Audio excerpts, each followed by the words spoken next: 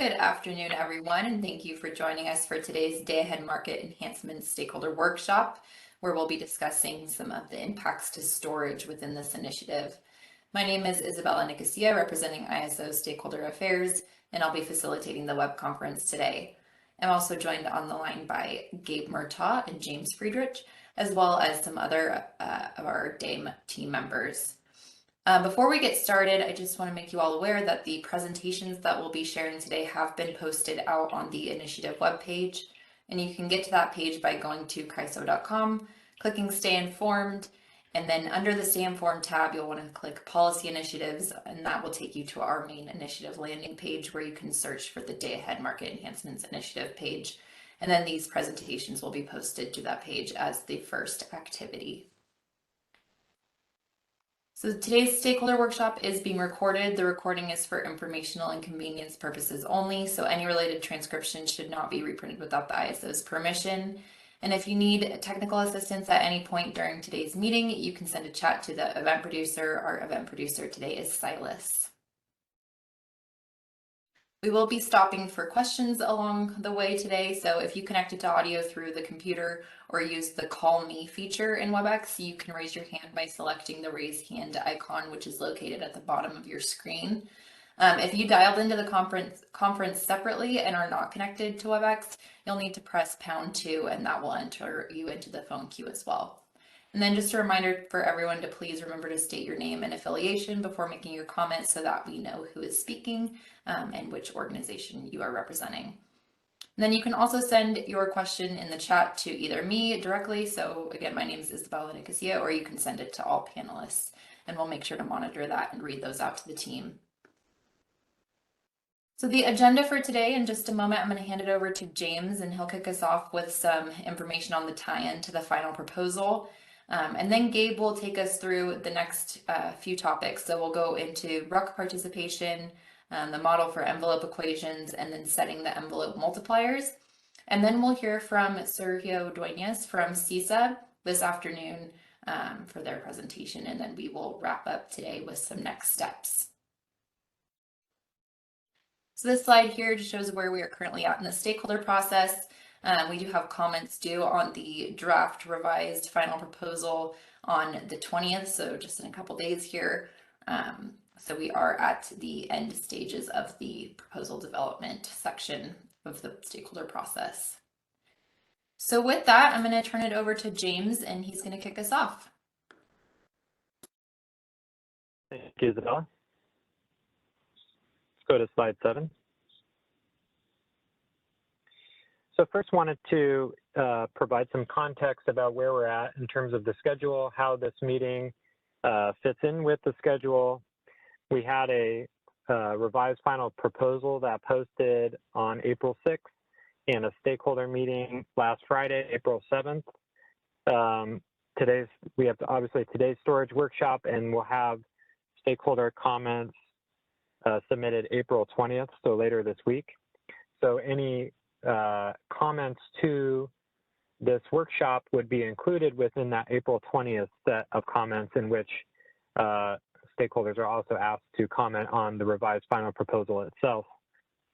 And then April 28th, we're expecting the posting of a final proposal, and that proposal would be intended to be the one with which we would prepare to take to the board and the EIM governing body for a decision on May 17th. And so the final proposal will not have, that's posted on April 28th, will not have a stakeholder meeting or comments period attached. It would just be the final document with which we would take to the board. So it's very important that, with that in mind, for stakeholders to be engaged in this process, and then to have a thorough set of comments submitted on April 20th, as that would be sort of the last public opportunity to provide comment to the Day-Ahead Market Enhancements proposal. Next slide, please.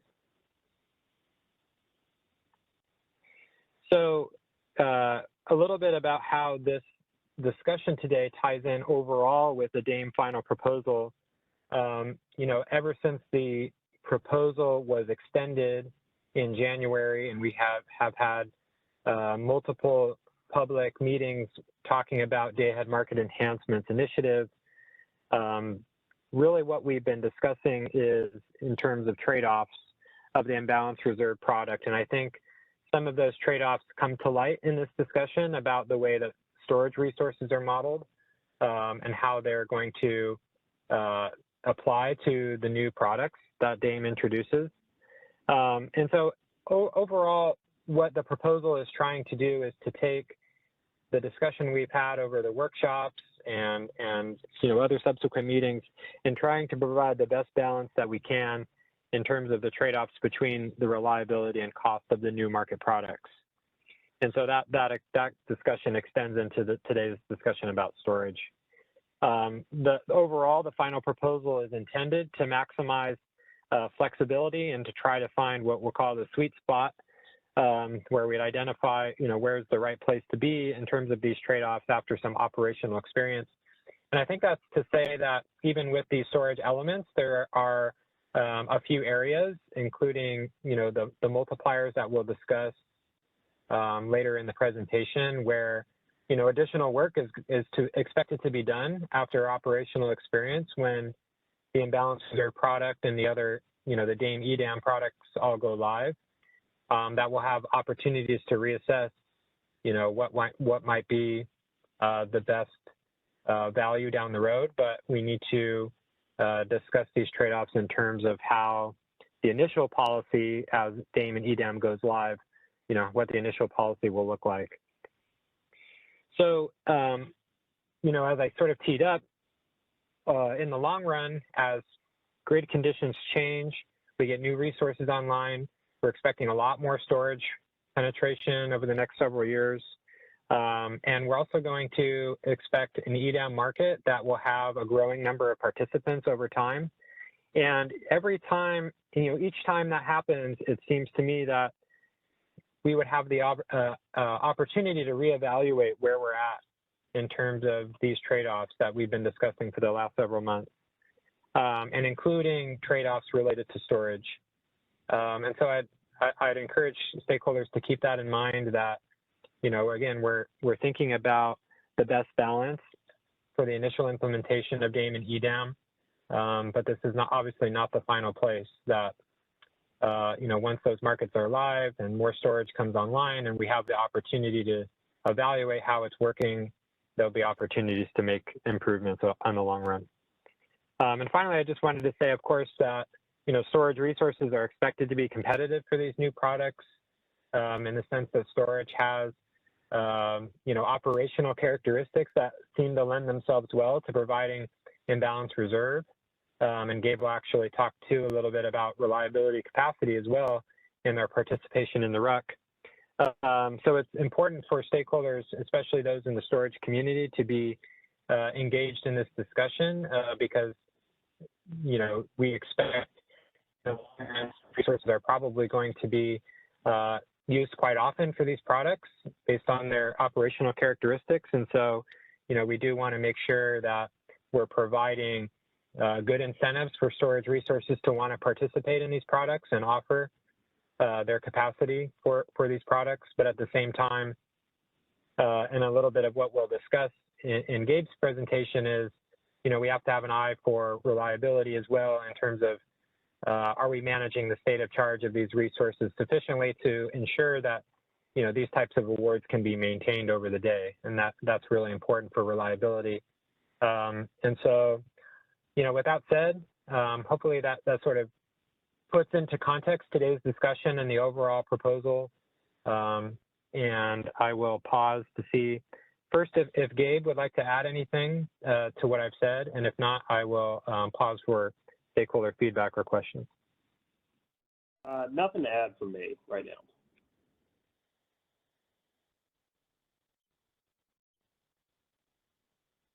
All right, I'm not seeing any hands either.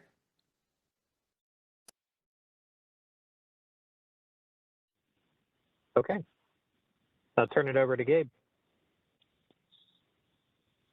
Thanks, James and Isabella, for putting together that introduction. I really do appreciate it. I think before I get started, I would like to just first say, put out there a thank you to both the internal teams and both the stakeholder community for kind of bearing with us through this Day-Ahead Market Enhancements process, particularly around these issues related to storage. It's definitely not lost on us that the stakeholder comments period, we've been doing a lot of work in the storage area, and there are a lot of things we're trying to tackle with this initiative. And some of the storage, some of the things we're addressing related to storage resources are relatively new additions to the policy, and some of the stuff we've been talking about for a really long time. We definitely like to just acknowledge that you guys as stakeholders are really working hard to, keep up with the discussion and provide good, positive feedback so that we can make this proposal better. So we certainly appreciate that. And then a special thanks to Sergio from the California Energy Storage Alliance, who actually was able, in between last Monday and today, put together a slide deck, and he'll be presenting later today on some of his positions and some of the positions of CISA to really try to give us some good feedback and guidance on how we should be proceeding and thinking about these, quite frankly, very difficult questions, and questions that no other ISO and RTO has, really broached.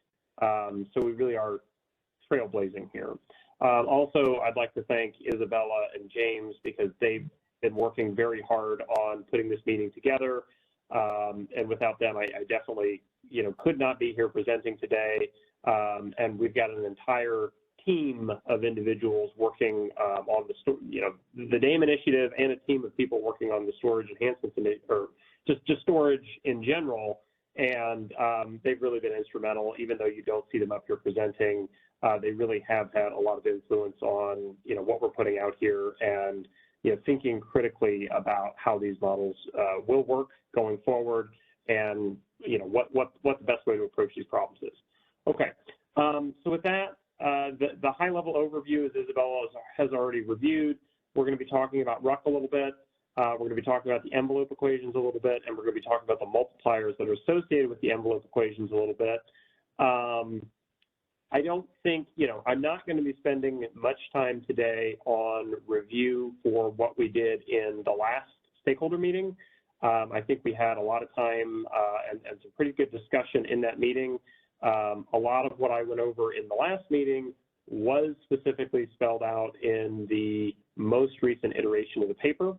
A lot of what I'm doing today, which again seems a little bit odd, but it's going a little bit deeper into some of the details. We had some questions at the last meeting that we had on RUC participation, so we're getting into a little bit more detail and hopefully answering some of those questions that we were, I think, discussing at a high level during the last meeting, but sort of getting into the nitty-gritty of how that actually works. We're going to be talking specifically, and again, in a little bit more depth, about what the envelope equations actually do. And then we spent no time last time talking about how we set multipliers, but I do think this is a particularly sensitive question, and it directly gets to, the fundamental underlying point of, why we're creating this product, how storage resources will be able to provide this product, and when they'll be able to provide this product, and how much of this product they'll be able to provide, and sort of the ISO's ability to ensure that when storage resources are providing this product, there's going to be a high degree, or at least a relatively high degree, of comfort that those storage resources are there, and they're charged, and they're going to be available to provide the product, maybe if not all the time, at least most of the time. And, I don't necessarily have any hard and fast, set in stone solutions on how we're going to, solve the problem eventually. But I think I've got today, and we'll go through this, a little bit more of a framework on how we should be thinking about the problem and potential ways we could frame solutions, to come up with these parameters, which again, we hope there will be engagement in those processes, but ultimately it will be something that we should be quite agile on, as will be captured in the business practice manuals, and it will be something that we can update and plan to update as often as we need to, so that it is reflecting the needs of the grid. Okay, with that very long introduction, and the final thing I'll note before we actually get started into the material is that we do have a timeline that Isabella went through today for the presentation. I think that this is kind of the extreme ends of how long we could spend on each of these sections. Hopefully, well, I want to allow as much time as possible for discussion, but if there really is no discussion or no extra thought on any of these topics, you know, there's a potential that we could move on a little bit earlier and potentially end early today. So with that, let's get into RUC. So, and this is just kind of the background slide, setting up the issue, and then we'll get into some of the newer thoughts or some of the expansions on the thoughts from the last meeting that we had. But we have heard from a number of stakeholders that there's concerns about storage participation in the residual unit commitment market runs in the day-ahead market process. And specifically today, you know, effectively, there is no participation from storage resources in the residual unit commitment run of the market. There is only participation in the IFM run and market power mitigation run, the first two runs of the day-ahead market. And those runs are used to actually set the day-ahead schedules, the energy schedules for the storage resources. But then today, what our market is doing is essentially it's just copying those schedules and pasting them directly into the RUC process. And once those schedules are in the RUC process, they can't change today. And they can't, storage resources today can't provide any additional capacity in the RUC process or the RUC pass during any of the 24 hours. They can only be there and provide that energy schedule that they were scheduled for through the IFM. And this is in the paper, and we talked about this last time, but essentially, you know, what is the RUC process used for? It's used to make commitment decisions for gas resources. You know, bids for the RUC process are specified in dollar per megawatt value. So we're thinking about capacity here. We're not thinking about energy, dollar per megawatt hour. It's just, hey, if you want this resource to be available up to a certain point in the real-time market, this is the product that we use to award that resource. Most resources that have resource adequacy value do have a requirement to bid into the RUC process. And you could potentially, it says incremental and decremental energy, but it's not really energy, it's capacity. So you could get incremental capacity or decremental capacity. The reason this is needed is because you could potentially have a schedule in the IFM market from all the resources, which do consider, you know, they consider, let me just make sure I'm on the right slide here. Yeah, the point of the RUC process is you could potentially be committing additional resources because of virtual bids that are in the day-ahead market, and you're stripping those virtual bids out of the RUC process and saying, gee, do I still have enough generation to make sure that I meet my load forecast over all 24 hours? And like I said, there is no additional capacity that's scheduled today for storage resources. So let's go on to the next slide. And yeah.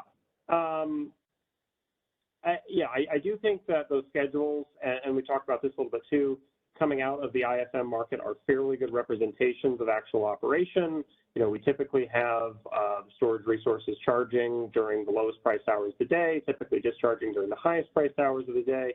Those correspond to the hours when we have a lot of solar on our system, you know, high solar generation, and then we have typically hours when solar is ramping offline, but net loads are peaking, and during those hours we also see the maximum amount of prices, and that could, you know, there could be a little bit of solar generation, but for the most part solar is fairly low or completely offline, And you know, these are some of the most challenging times to operate the grid in general. You could come up with scenarios, and it's not necessarily a stretch, where storage resources, you know, if they were able to provide additional capacity and they had state of charge to provide that capacity, they could, you know, certainly prevent the need to start a new potential gas resource, you know, an expensive resource that may otherwise be committed in the RUC process. You know, you've got thousands of megawatts of storage, and if those thousands of megawatts of storage aren't scheduled because, you know, prices just don't materialize at high enough levels, you certainly could, if they're charged in the day-ahead market, you certainly could count on those resources for some capacity and potentially offset some of those costs associated with starting, say, a conventional gas resource that may be very expensive, because you would have to, you know, incur startup costs and no load costs for any resource that's committed in the RUC process. And it's likely that those storage resources can provide these services without incurring a lot of costs. So if we go on to the next slide, please. So the proposal that we have, and this is outlined in the most recent paper, does specify that storage resources will be allowed to participate in the RUC process. It also specifies that any resource adequacy capacity shown by storage resources will be required to bid into the RUC process. As I already mentioned, today, most resource adequacy capacity has a must-offer obligation in RUC, and you know, those resources are required to bid in at $0 per megawatt.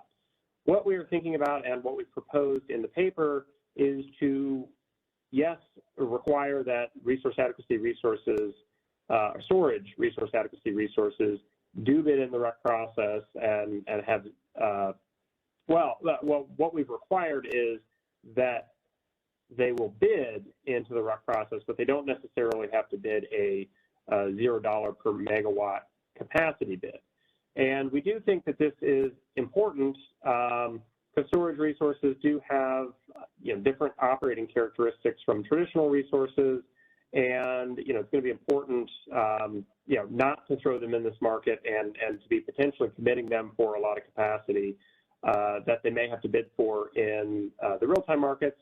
I would say, and I think we got into this a little bit too in our last conversation, you know, most storage resources on the system today are shown for generic resource adequacy and for flex resource adequacy. And if a storage resource is shown for flex resource adequacy, the simplest scenario is from Pmin to Pmax. That resource does have a 24/7 must-offer obligation for that capacity in the real-time market.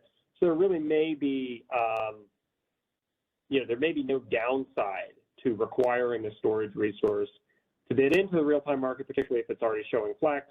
But we can certainly come up with scenarios where a storage resource that is shown just for generic resource adequacy may not want to bid in during, you know, flexibly in the real-time market during all 24/7 hours, which is obviously one of the requirements of participating in RUC.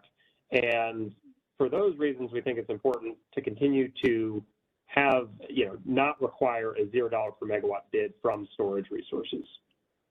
Next slide, please. Okay, so this gets into a little bit of the math, and I think this is where, you know, we sort of left the conversation last time. You know, we kind of outlined the same things where, you know, storage resources are now going to be required to participate in RUC. Both RA and non-RA resources can participate. Both can submit bids for RUC capacity in the market.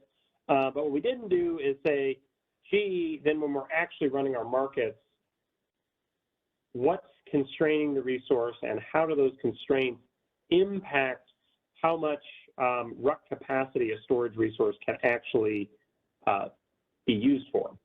So I think the important equations here are outlined on the screen. And I'm thinking particularly here, I wanted to keep the examples as simple as possible because I know, things can get very confusing when we're talking about capacity in the upward direction and the downward direction. So what if we're just thinking about awards for RUC in the upward direction?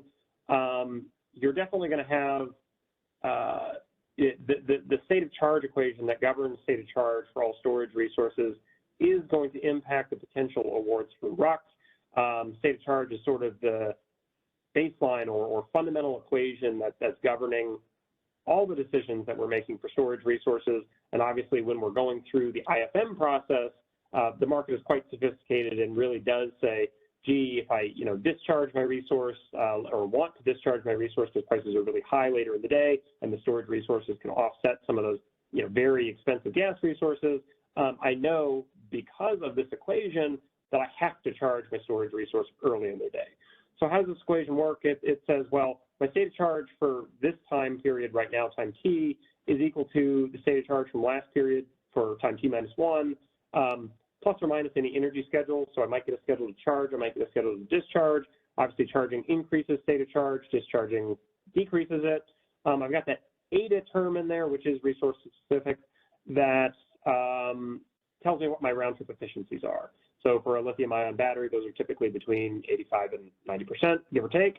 And then what we've added in the Energy Storage Enhancements Initiative are two terms, and it looks like there's a multiplier missing here, but there's a term for regulation up and a term for regulation down. Both of those are going to have some impact, some percentage impact from 0 to 1 for the actual amount of capacity that's awarded during any particular hour on state of charge. There's nothing else and nothing in RUC, so the capacity awards in RUC will not impact state of charge. The ancillary service state of charge constraint, this is the one that is, I think it kind of is a little bit tricky, but it basically says that, hey, if I am scheduling a resource for regulation up or imbalance reserve up, or in this case, because we're talking about RUC, RUC capacity in the upward direction, do I have enough state of charge in this specific hour to make that award? And if I don't, I won't make the award. If I do, then I will. Today, for the day-ahead market process, the requirement for the ancillary service state of charge states that you have to have at least 1 hour of energy to be able to provide any of these services. So if I have a award for, let's just say, 100 megawatts of regulation up, I have to have at least 100 megawatt hours of state of charge, which is coming from the previous equation during that specific hour. Obviously, the state of charge at all times has to be above the minimum threshold for state of charge. That's that SOC underscore or underbar there on the far right of this equation. But we're basically just saying, hey, look, if I'm requiring, or if I'm trying to schedule a resource for 100 megawatts of capacity in the RUC process, I have to have at least 100 megawatt hours of state of charge during that particular hour. And these are resource specific, resource I specific, and time specific for a particular hour in the day-ahead market process. The RUC awards will have intertemporal impacts on the state of charge via the envelope constraints. So remember last time, and full disclosure, I know that I think the deepest conversation we've had on the envelope equations just happened at our last meeting, which was within 2 weeks, and we've talked a little bit at a high level about the envelope equations in a couple of meetings, but we haven't spent a whole lot of time talking about these. So the envelope equations are really meant to be like an upper bound and a lower bound on what we think potentially state of charge could be, and they always are. The reason we're calling them envelope equations is because they always sort of envelope. There's an upper bound and a lower bound on state of charge. So state of charge can never be greater than the upper envelope for state of charge, and the actual state of charge can never be lower than the lower bound for state of charge. So for this equation, similar to the first equation, the lower bound for state of charge in time t is equal to the lower bound for state of charge in time t minus 1, plus or minus the energy schedules in the same way that we did for the state of charge equation. And then there's an extra term for imbalance reserve up, and there's an additional term here, the term in red, for RUC capacity in the upward direction. Both the imbalance reserve term and the RUC capacity term have a multiplier associated with them, and those multipliers can be different, but they are, and they could potentially be a different value for each hour, but they are set across all 24 hours of the day. And the RUC term does impact what this equation will be and what the values will be for the lower limit for state of charge across the entire day. So if you get a RUC award in one particular hour, it impacts the lower envelope. Well, yeah, it impacts the lower envelope for state of charge for that particular hour and every successive hour. And the whole point of the envelope is, you know, unless you get an energy schedule increasing the lower envelope remains or retains that low level and could potentially go lower if you continue to get energy awards that will deplete the state of charge, or imbalance reserve up, or RUC awards in the upper direction. I will note, and I think we spent a little bit of time talking about this last time, you know, there is also an upper envelope equation, SOC, with a superscript of a U, and that's kind of doing the same thing, and it accounts for imbalance reserves in the downward direction and RUC awards for capacity in the downward direction. I don't want to get into those today because they're just the corollary of the lower limits. So there we are. Alva, I know I see you've got a hand up. Why don't we take questions right now, and then we can go through some of the examples.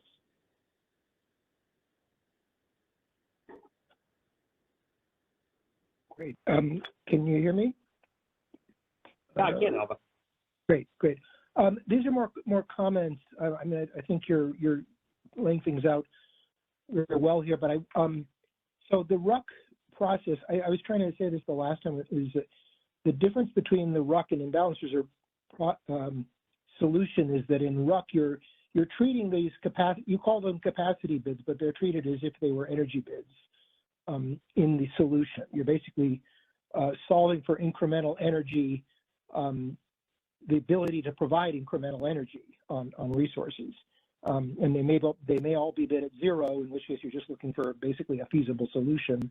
Or if you run out of zero bids, then you're going to the non-zero bids, and then you're essentially treating it just as if they were energy bids in that solution. Would you agree with that? So the two consequences of that in my mind are, so when you're solving for storage, you are potentially and probably solving for both charging and discharging in the RUC problem.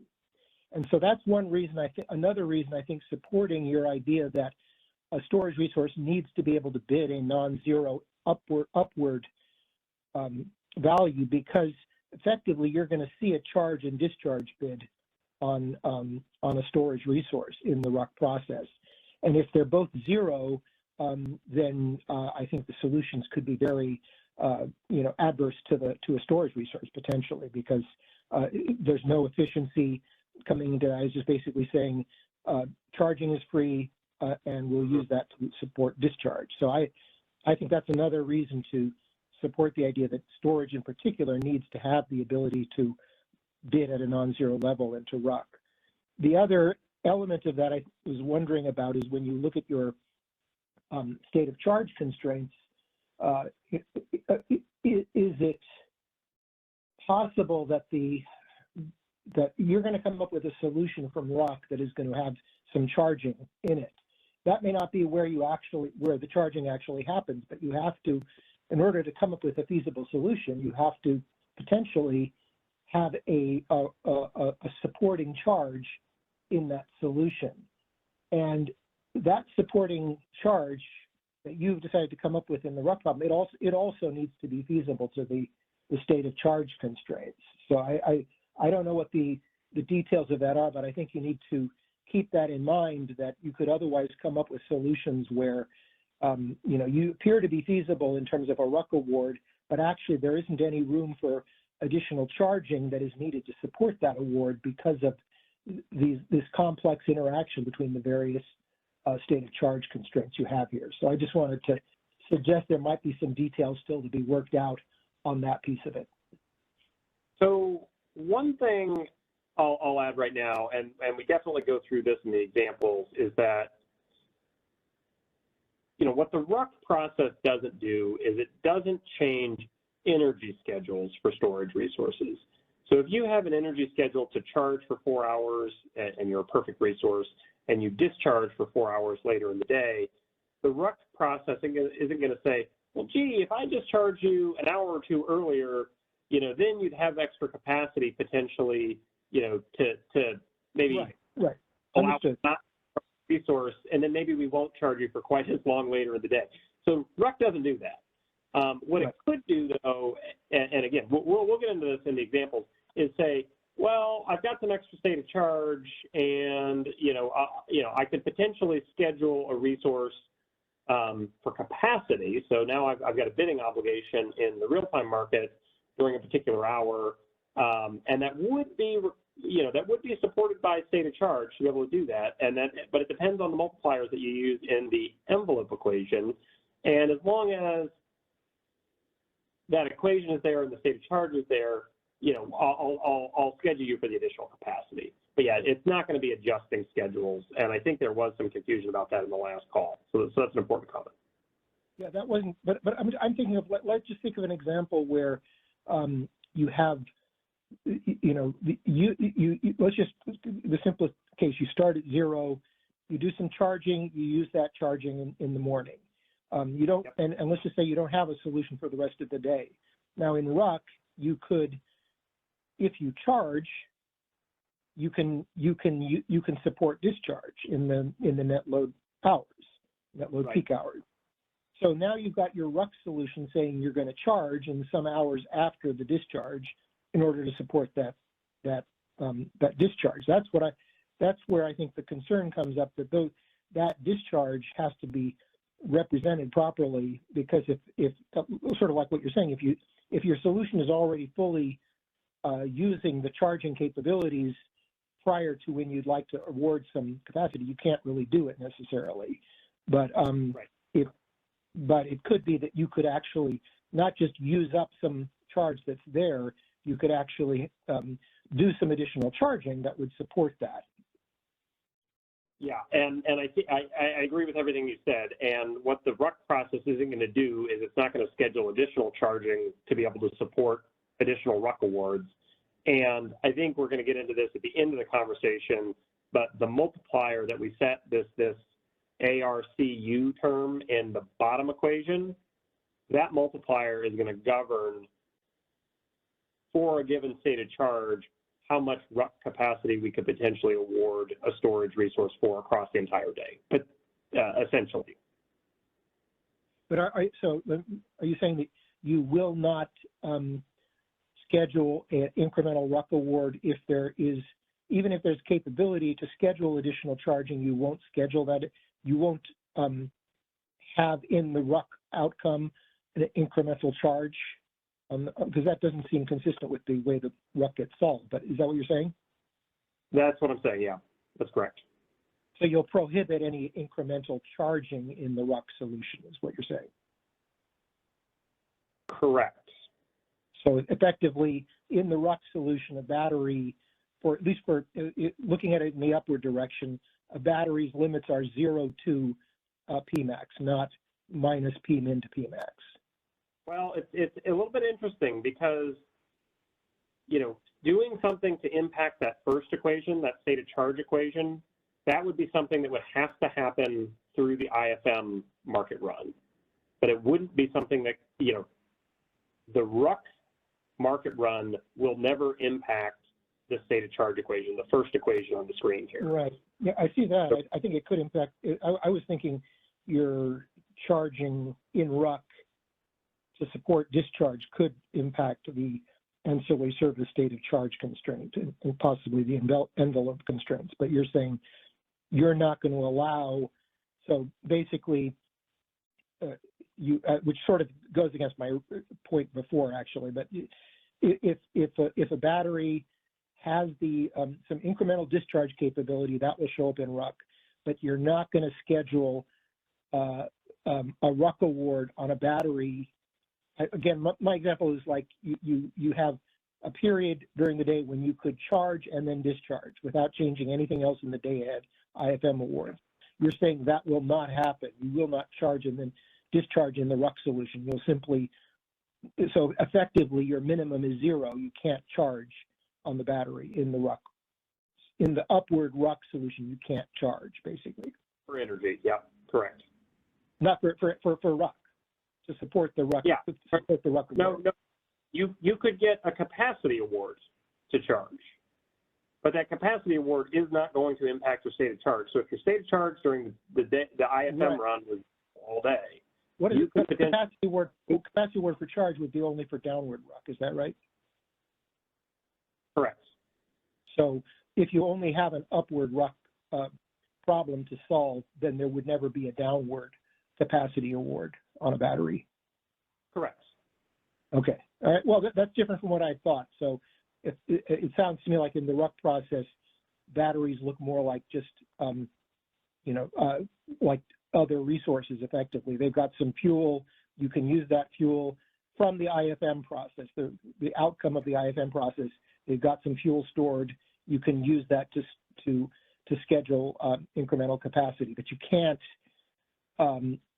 like I said, in the original model of the RUC problem is that the RUC bids are like energy bids, and therefore you could have saying I can find a feasible solution where I do some charging before I give you this discharge award. Since I can give you that discharge award as long as there's an opportunity to charge, I can oblige you to satisfy that. But you're saying no, that's not the way it's going to work. It's if there's out of IFM, if there's some incremental state of charge available, the RUC process can potentially use it to award some incremental capacity on a battery in RUC, which is a simple. I think what you just said is extremely well put. Yes.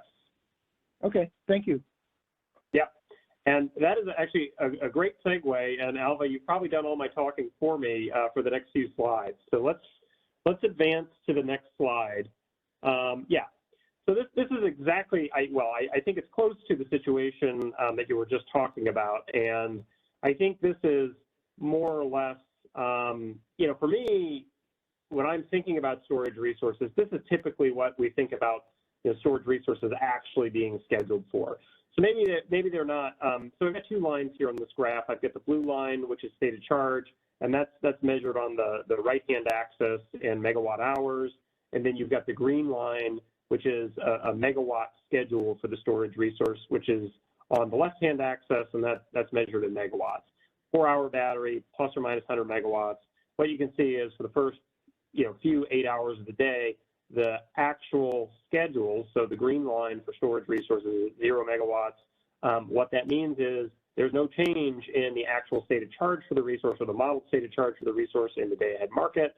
So in this scenario, you've got actual state of charge, and we're just assuming here, let's just say the resource comes into the day at 100 megawatt hours.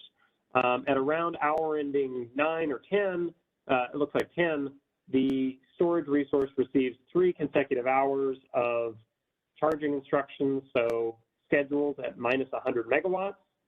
What that does is it increases the blue line up to 200, then 300, then 400 megawatt hours for state of charge.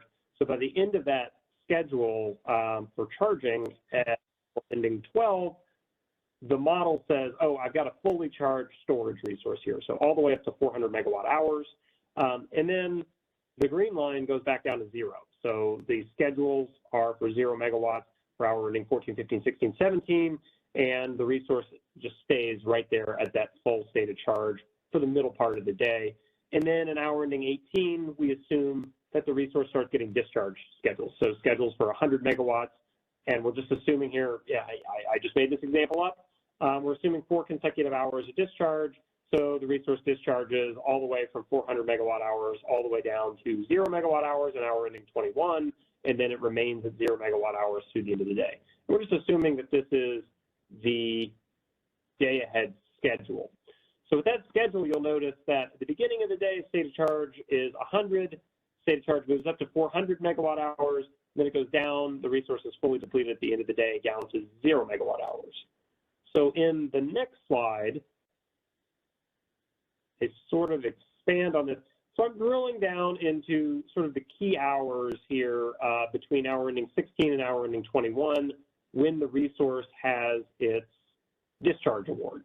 So in hour ending 18, you see the schedule in that first row jump up from 0 megawatts up to 100 megawatts, and that's the start of the discharge award for the storage resource. And then in the second row, we are modeling what's actually going on with state of charge. It's decreasing from 400 to 300 to 200 to 100. What this example shows is a situation just like we just talked about, where the storage resource will not be allowed to provide any additional capacity awards in the RUC process.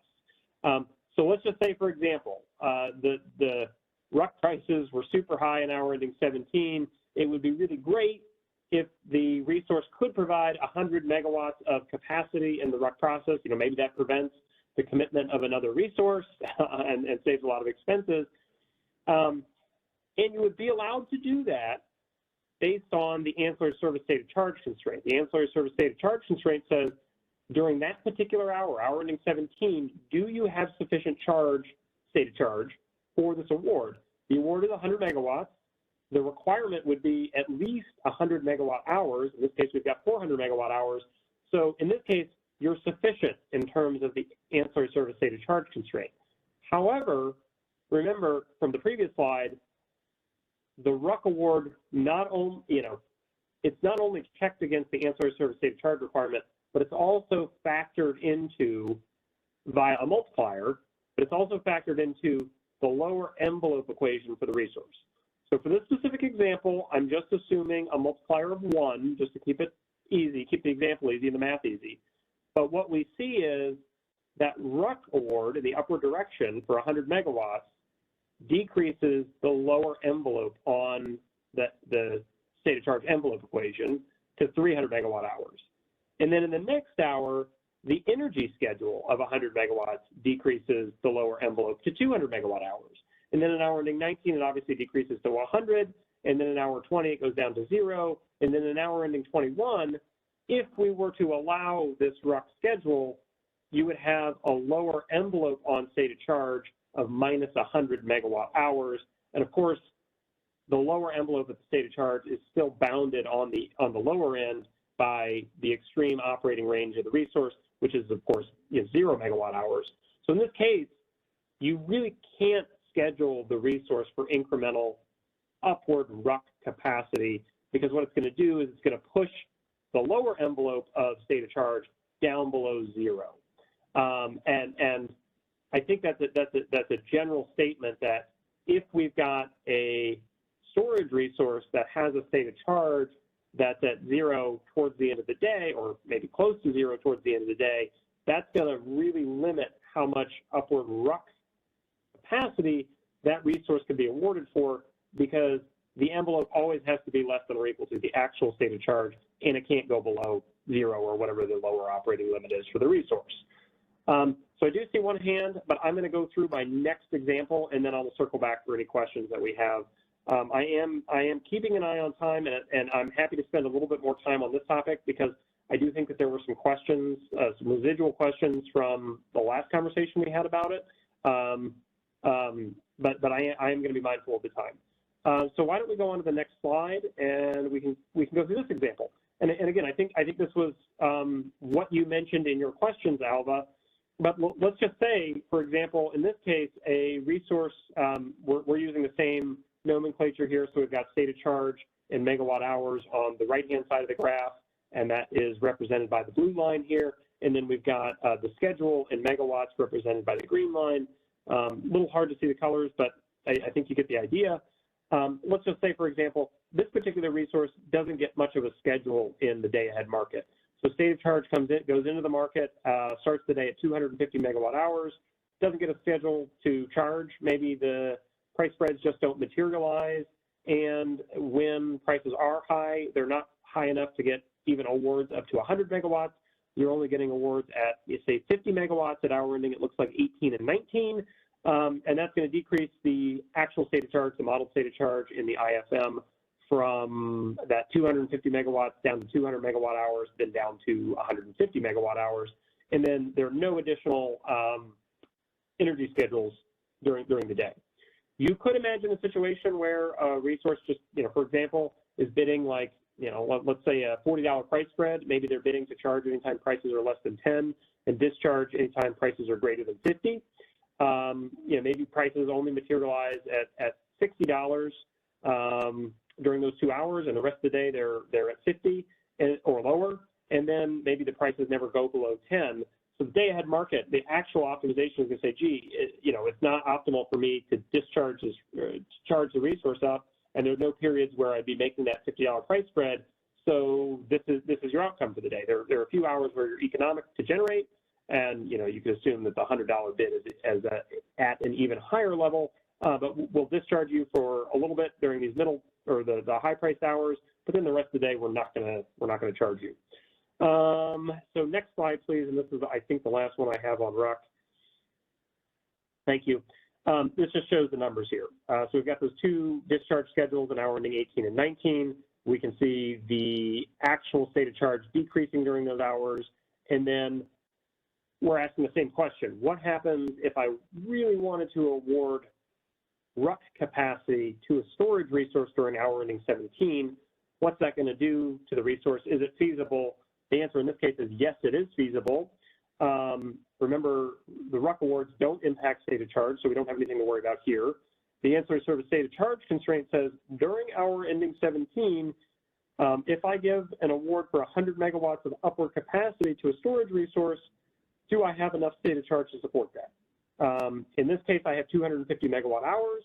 That's greater than the necessary 100 megawatt hours, so I do have enough state of charge. And then what happens on the impact to the lower envelope for state of charge? Well, again, I'm just assuming for simplicity here a multiplier of 1.0. What that means is when I get the upward RUC capacity award, it's going to decrease the lower limit of state of charge from 250 to minus 150. And then the two energy awards in hour ending 18 and 19 are also going to decrease the lower envelope limit for state of charge to 100 megawatts and 50 megawatts respectively. And then because there's no more RUC awards, no more imbalance reserve awards, no more energy awards through the rest of the day, the lower envelope for state of charge stays at 50. So this would be a feasible outcome, and this would be a scenario where a storage resource could be awarded RUC capacity in the upward direction. Jonathan, I apologize for making you wait. I see your hands up. Do you have a question?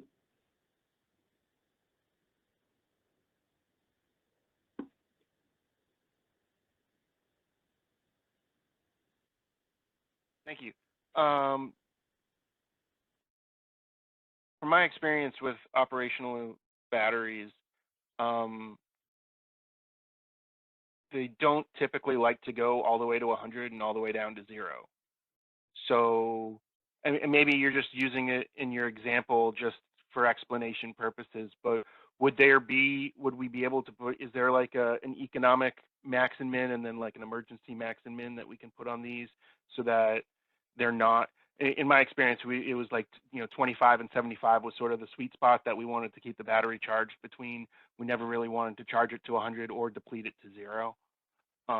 So is that, I might be getting too much in the weeds, but I was just curious. Yeah, I think we're definitely departing from what we want to talk about today. I'm happy to have that conversation with you, but maybe on a different call.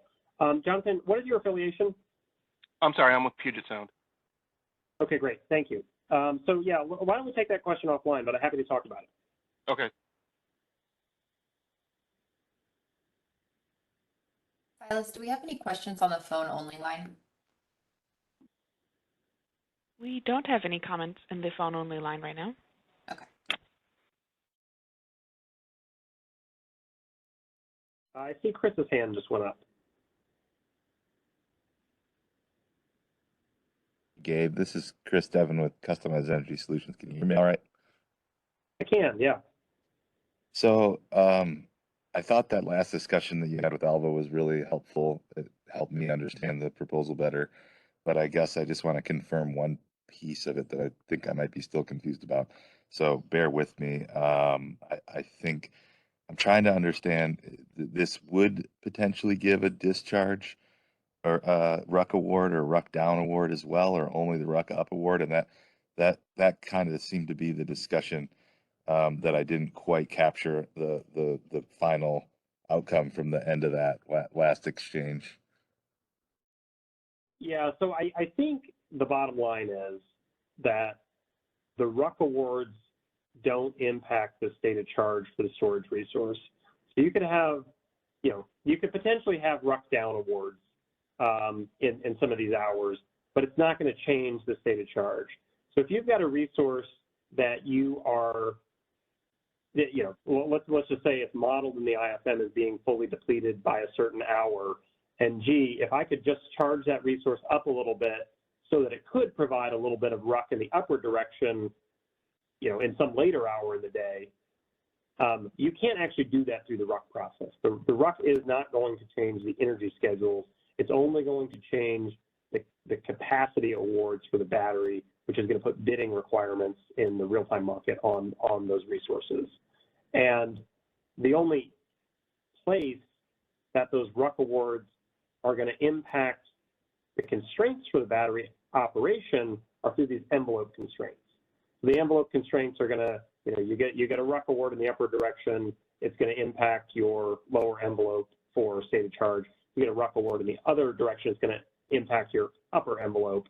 But if, and I think this is where we were going with the conversation with Alva, if those envelopes at some point during the day, after the ruck award, are scheduled to be at the maximum level or the minimum level, and you're not scheduling any energy to change that, which you can't do in the ruck process, you can't award, you can't get a ruck award to kind of get away from that upper or lower bound.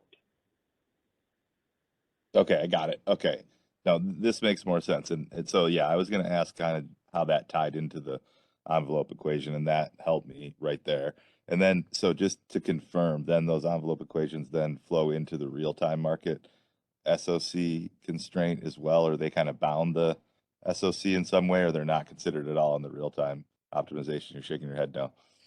Yeah, they're not considered at all in the real-time optimization. So we're using the envelope equations as a tool to maybe not completely ensure, but to help ensure that the schedules that we're giving the storage resources are feasible in the real-time market. Okay. So this would just essentially ensure any of the optimized, AS, imbalance reserve, or IFM energy then flows into the real-time market, and then obviously those things can change, and the envelope equation is not going to be applied, but then just the standard SOC constraint and AS constraint in the real-time market applies. Correct. That's right. Okay. Thank you. That helps out a ton. Thank you very much. Yeah, thanks for the question.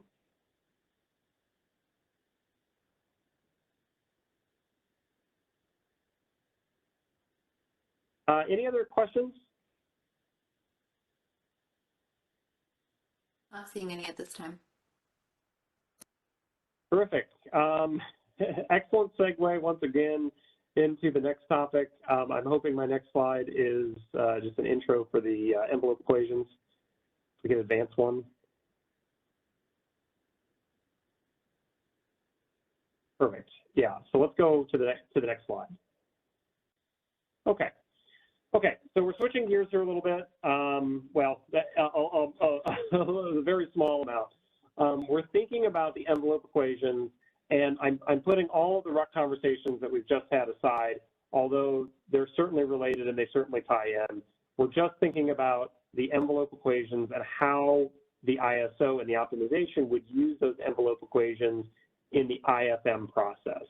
And remember, in the IFM process, the things that are going to impact the envelopes are the actual energy schedules and the imbalance reserve up and the imbalance reserve down. Okay, So yeah, we're abstracting away from the RUC conditions just for this section of the presentation, but of course it does apply, and you know, we've kind of already done our thinking about that. And I think this is a little bit more aligned with what we had the conversation on last time. So hopefully this isn't startling for anybody. And I did want to include that, you know, just for a little bit of background here, I did want to include this because I think it does set up the conversation that I'm going to have next about setting the multipliers in the envelope equation, and this is helpful background to kind of help answer some of those questions. Okay, so during any particular hour, a resource could potentially be awarded imbalanced reserves in either direction. So you could potentially get imbalanced reserves up, or you could potentially get imbalanced reserves down. Of course, you could also get energy awards in either direction as well. You could get an energy award up or an energy award down, but you can't get those two energy awards simultaneously. And the difference is, with imbalanced reserves, you really could get imbalance in both directions. And this is a little bit of a problem when it comes to real time, because obviously in real time, you're either going to be charging your resource or you're going to be discharging the resource. If you're thinking about average impacts for an hour, you're not going to be providing a little bit of one and a little bit of the other. So what the solution, and I think this is sort of along the lines of what we were just talking about. I think the solution we've come up with, the tool that we want to use or we think could be useful in helping to address this problem, is the envelope equations. The envelope equations are going to say, gee, if I get an award for imbalanced reserve up and imbalanced reserve down, that's going to impact my upper envelope and my lower envelope, but it may not actually have any impact on my actual modeled state of charge during a particular hour. And the key here is that if the ISO really does award imbalanced reserves in both directions, or maybe even imbalanced reserve up during 1 hour and then 5 hours later imbalanced reserves down, the idea here is that if those awards are made in the day-ahead market process, we have a high degree of certainty that the resource is actually going to be able to provide those bids, and there's a potential that they can convert those bids to energy if it's needed in the real-time market. And that's why we've developed this tool. So let's go on to the next slide.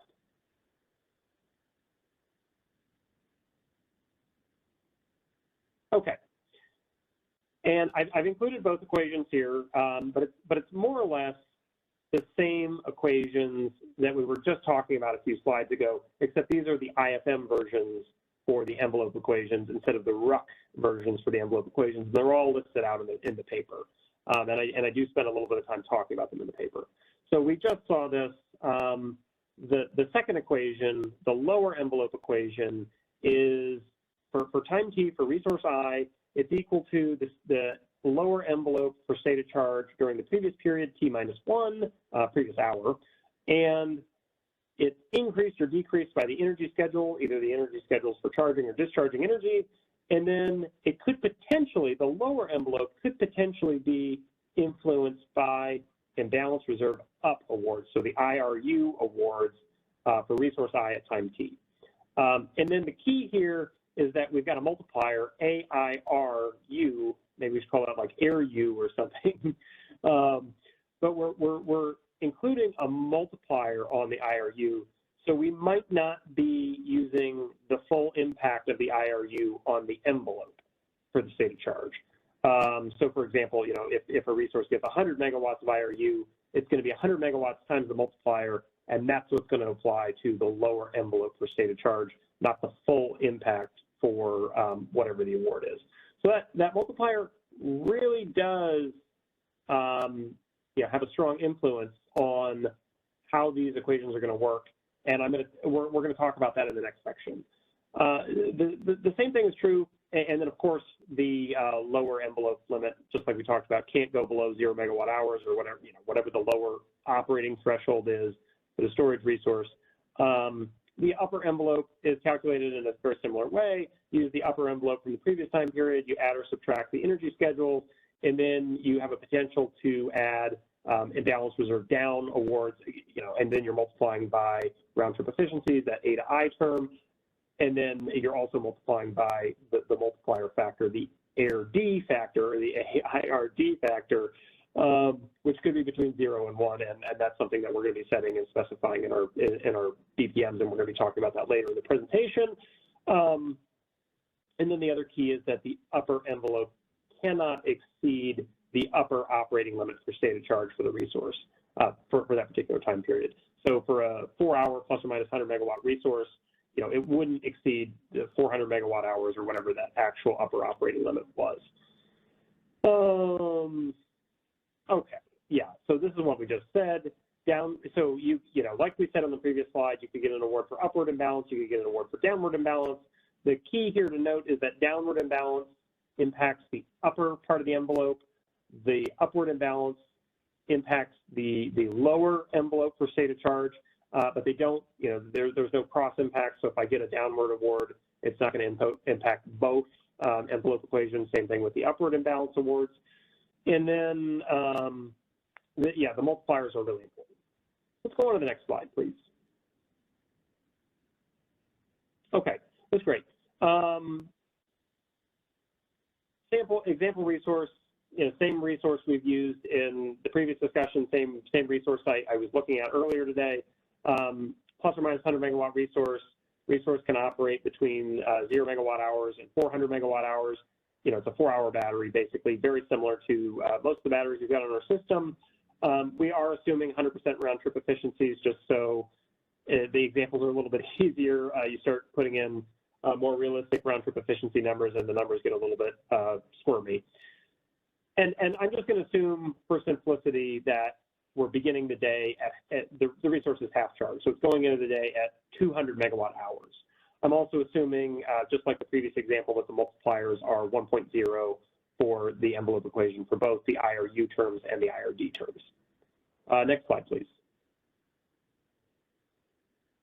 Okay, this is the same, of course, I've changed the example here.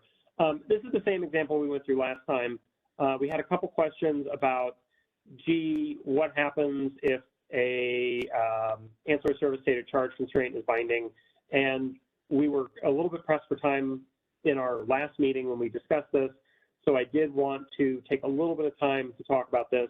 And for this example, just to make this point clear, I used a 0.2 multiplier instead of a 1.0 multiplier.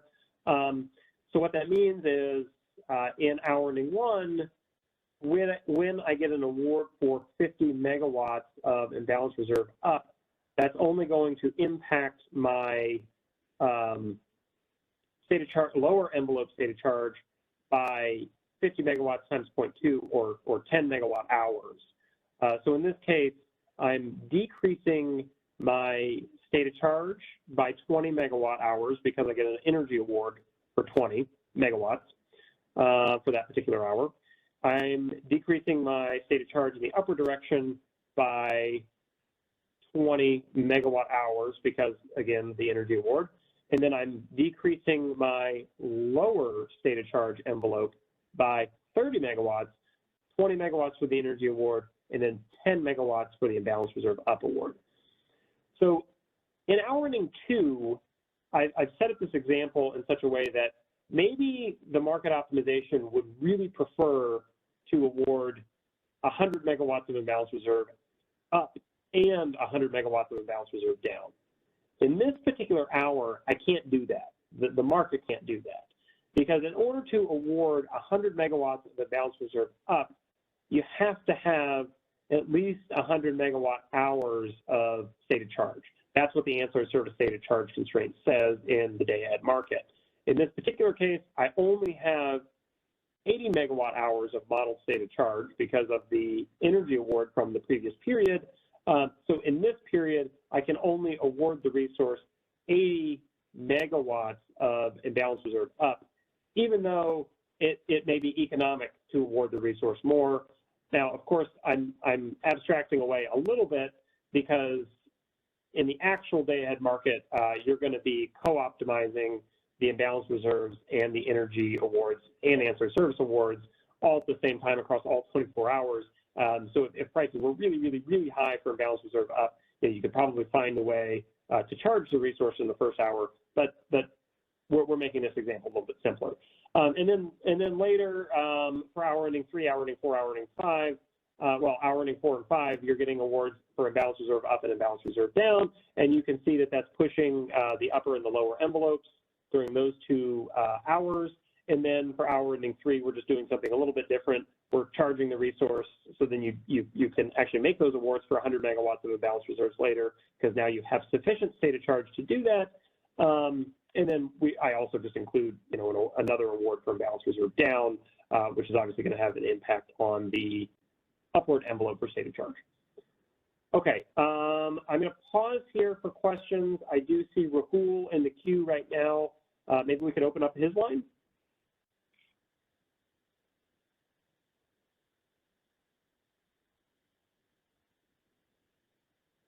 Hear me?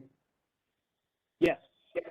So, I was still trying to catch up when I read the presentation, but the example that you had is really helpful. So I'll ask some clarifying questions just for my understanding and maybe others who are on the call.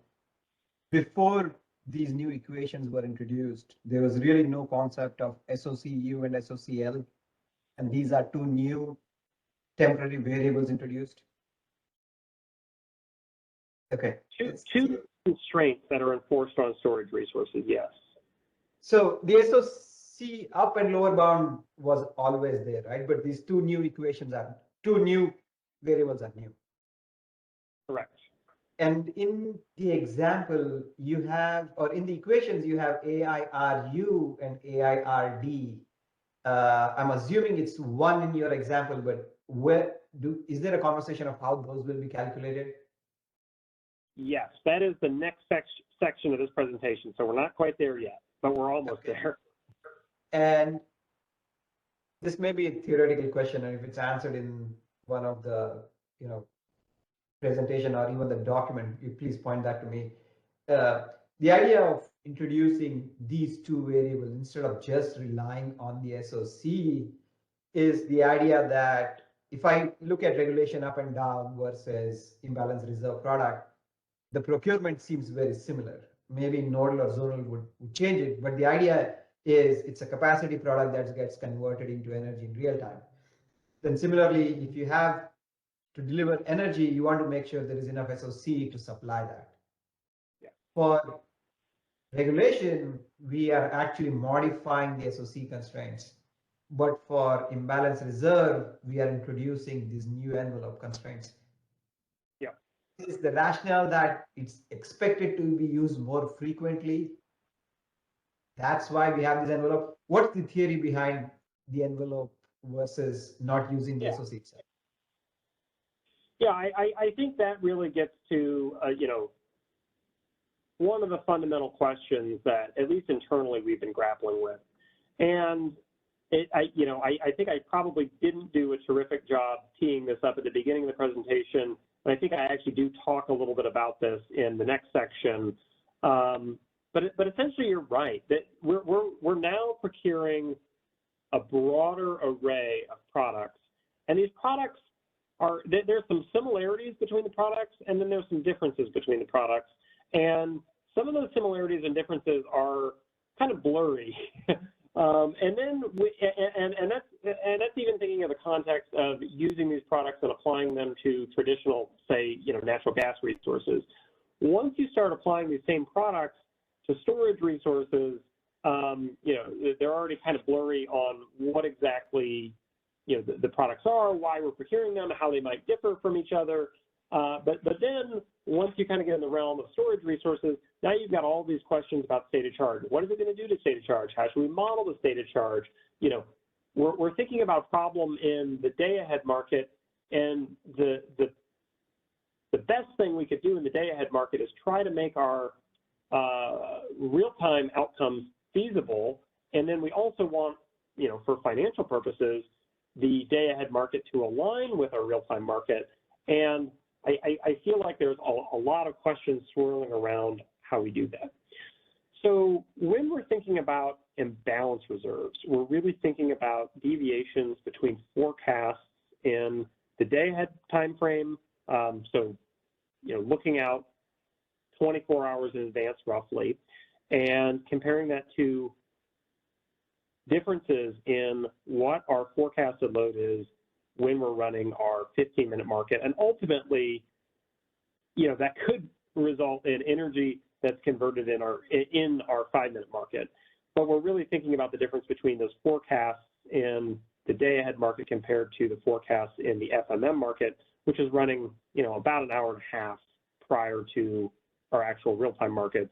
And then when we're actually converting and telling our resources to charge and discharge, that's happening in the 5-minute market, which is very close to the actual times when the resource is generating or not.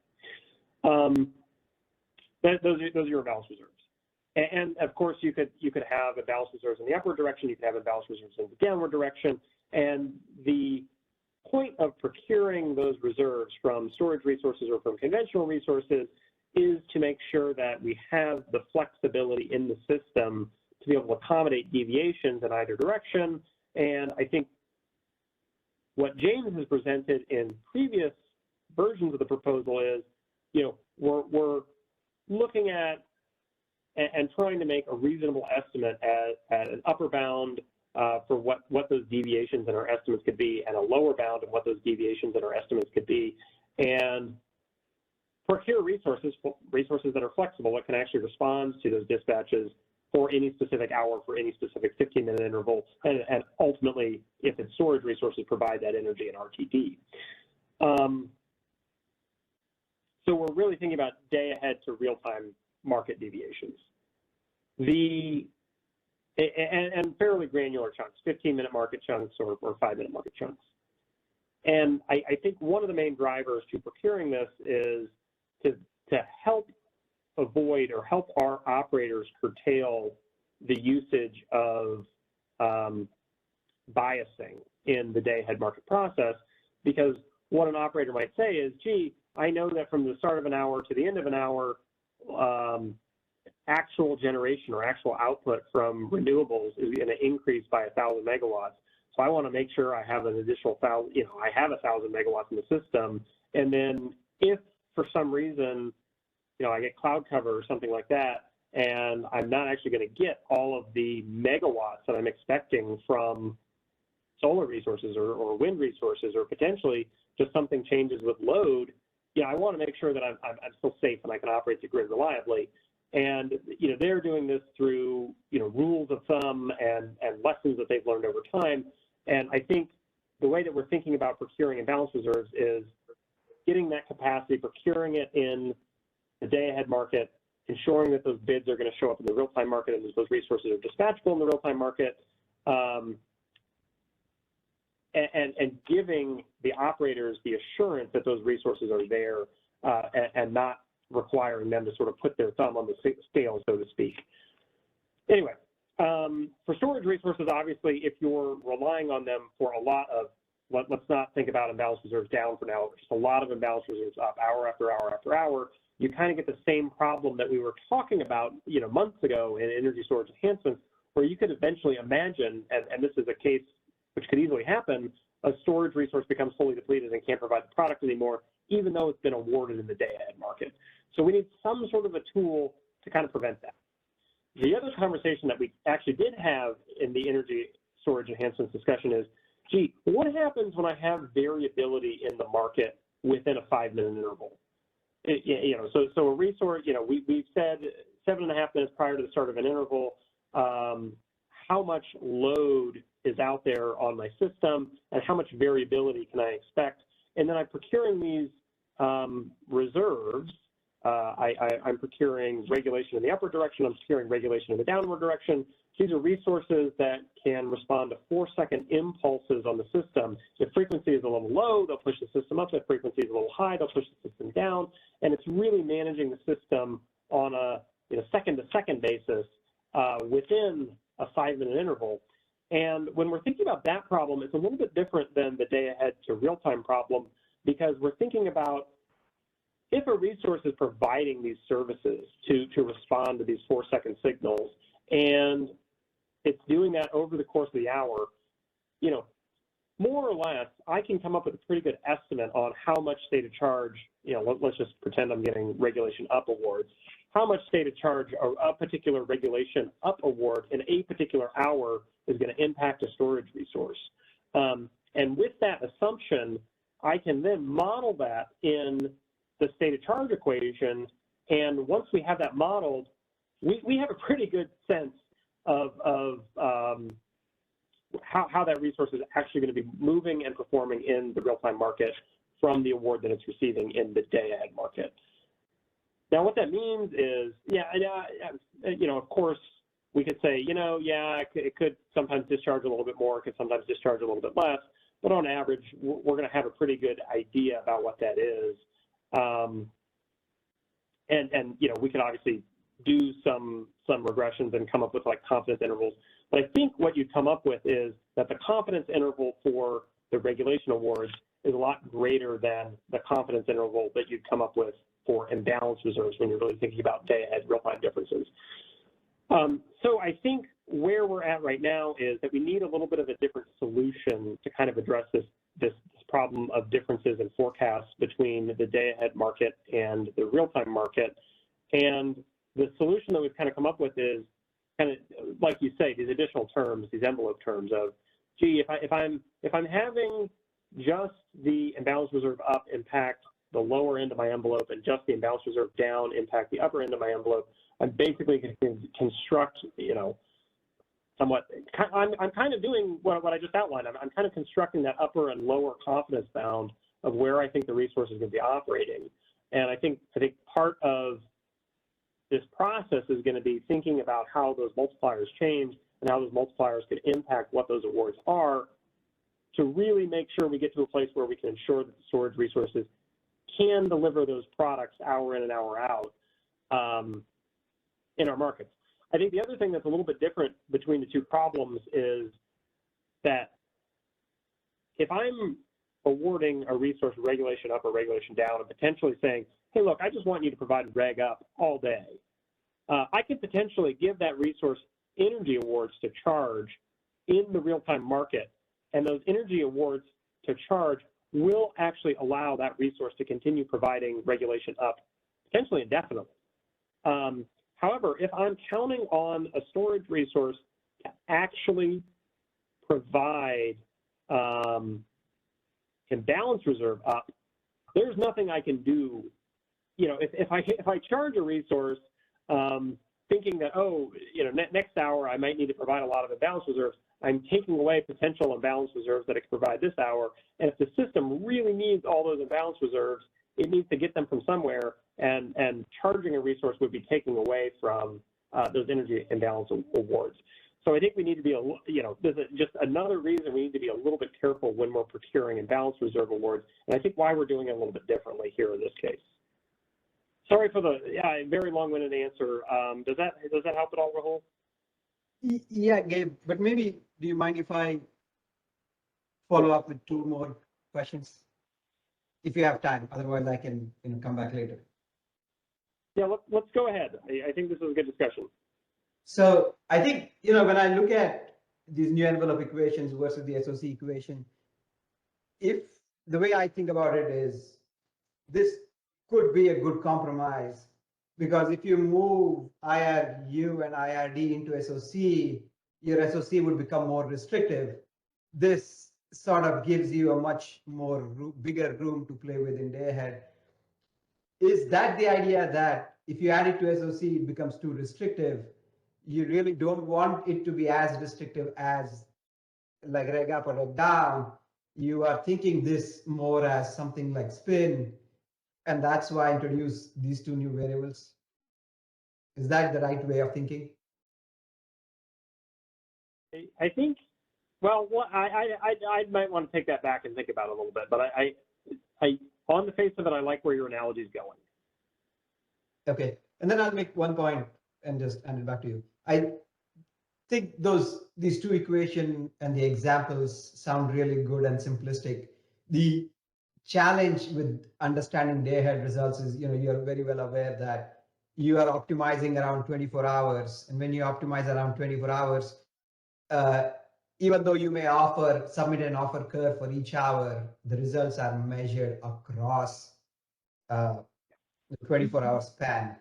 So I may ask this and maybe put this in writing, is if we can find, and I'm assuming this is resource specific, right? If we can get the shadow price of these constraints when they're binding, they may be helpful for those resources who are offering in the market.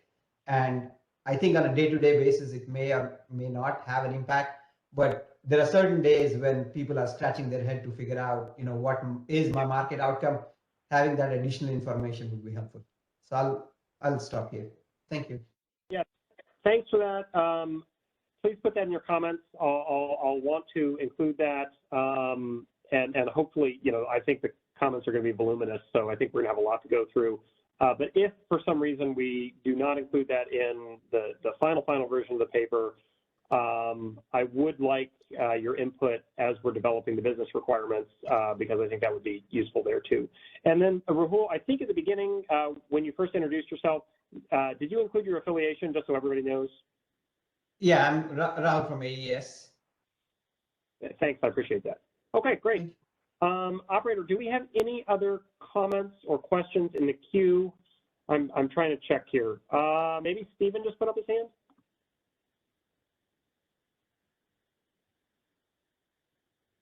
Hi, this is Steve Keene from Edison.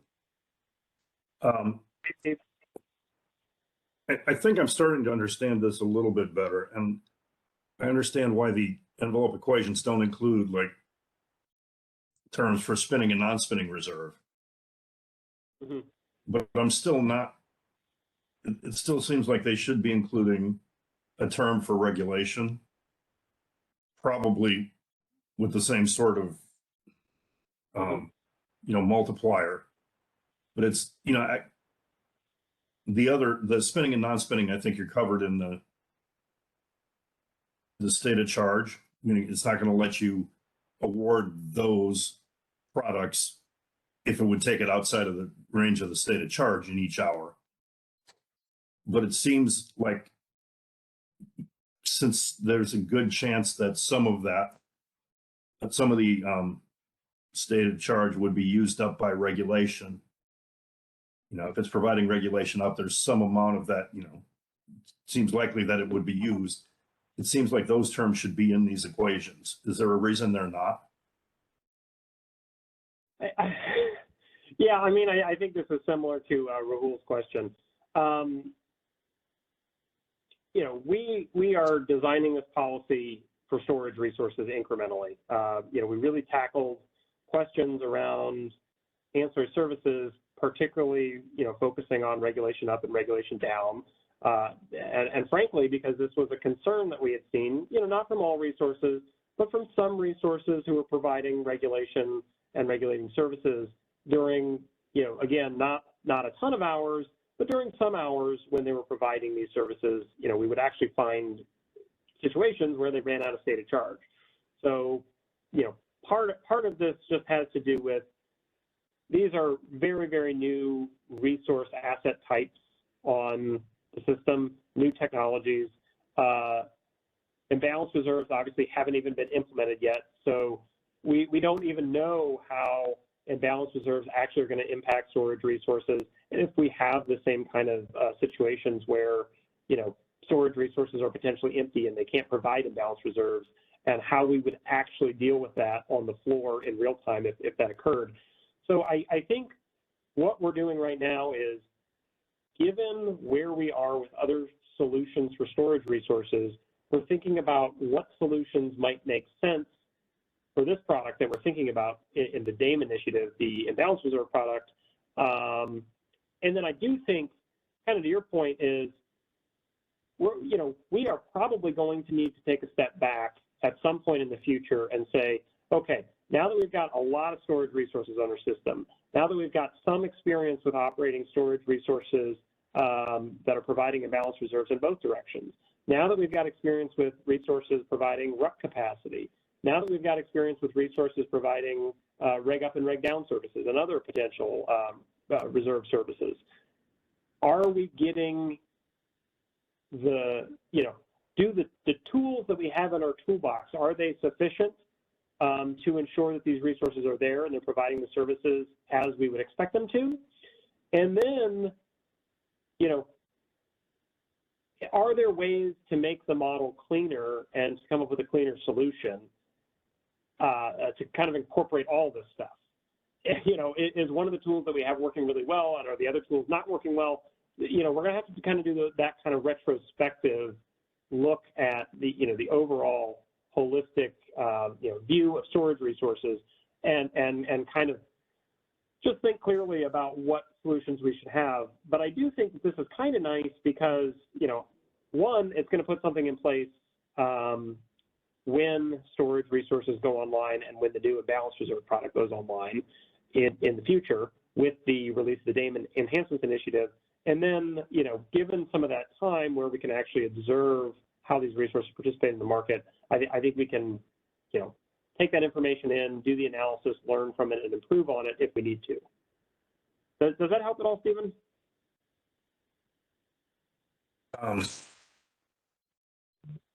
Not really. I mean, I understand what you're saying, but I'm also concerned that, you know, when you put in place DAME and these resources are able to bid for, I mean, and this also extends then when you're looking at the RUC, you know, when they can bid into RUC, it would seem like, you know, as you're trying to figure out how much you could award them in RUC, you'd also need to take account of what you've given them in the IR, you know, the imbalanced reserves, and also what they were awarded for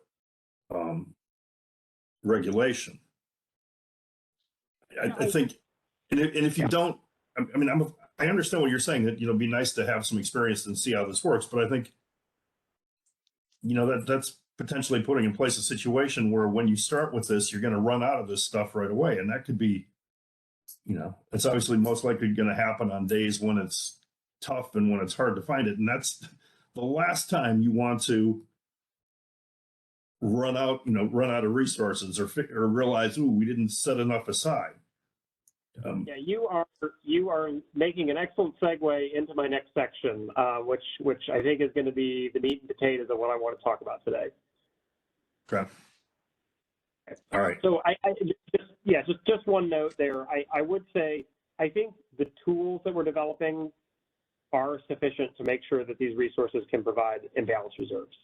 I think the key is, what do we set the multipliers to? Because if we put the multipliers at too low of a value, we could easily get ourselves into a situation, and I'm going to show this in some very, very preliminary high-level data that I looked at, but you could get yourself into a situation where the storage resources actually do run out of state of charge, and it could potentially happen a lot.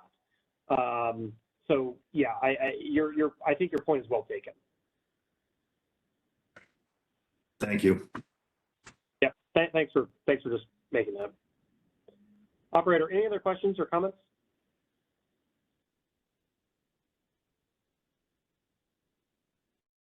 We have one comment in the queue from Alva.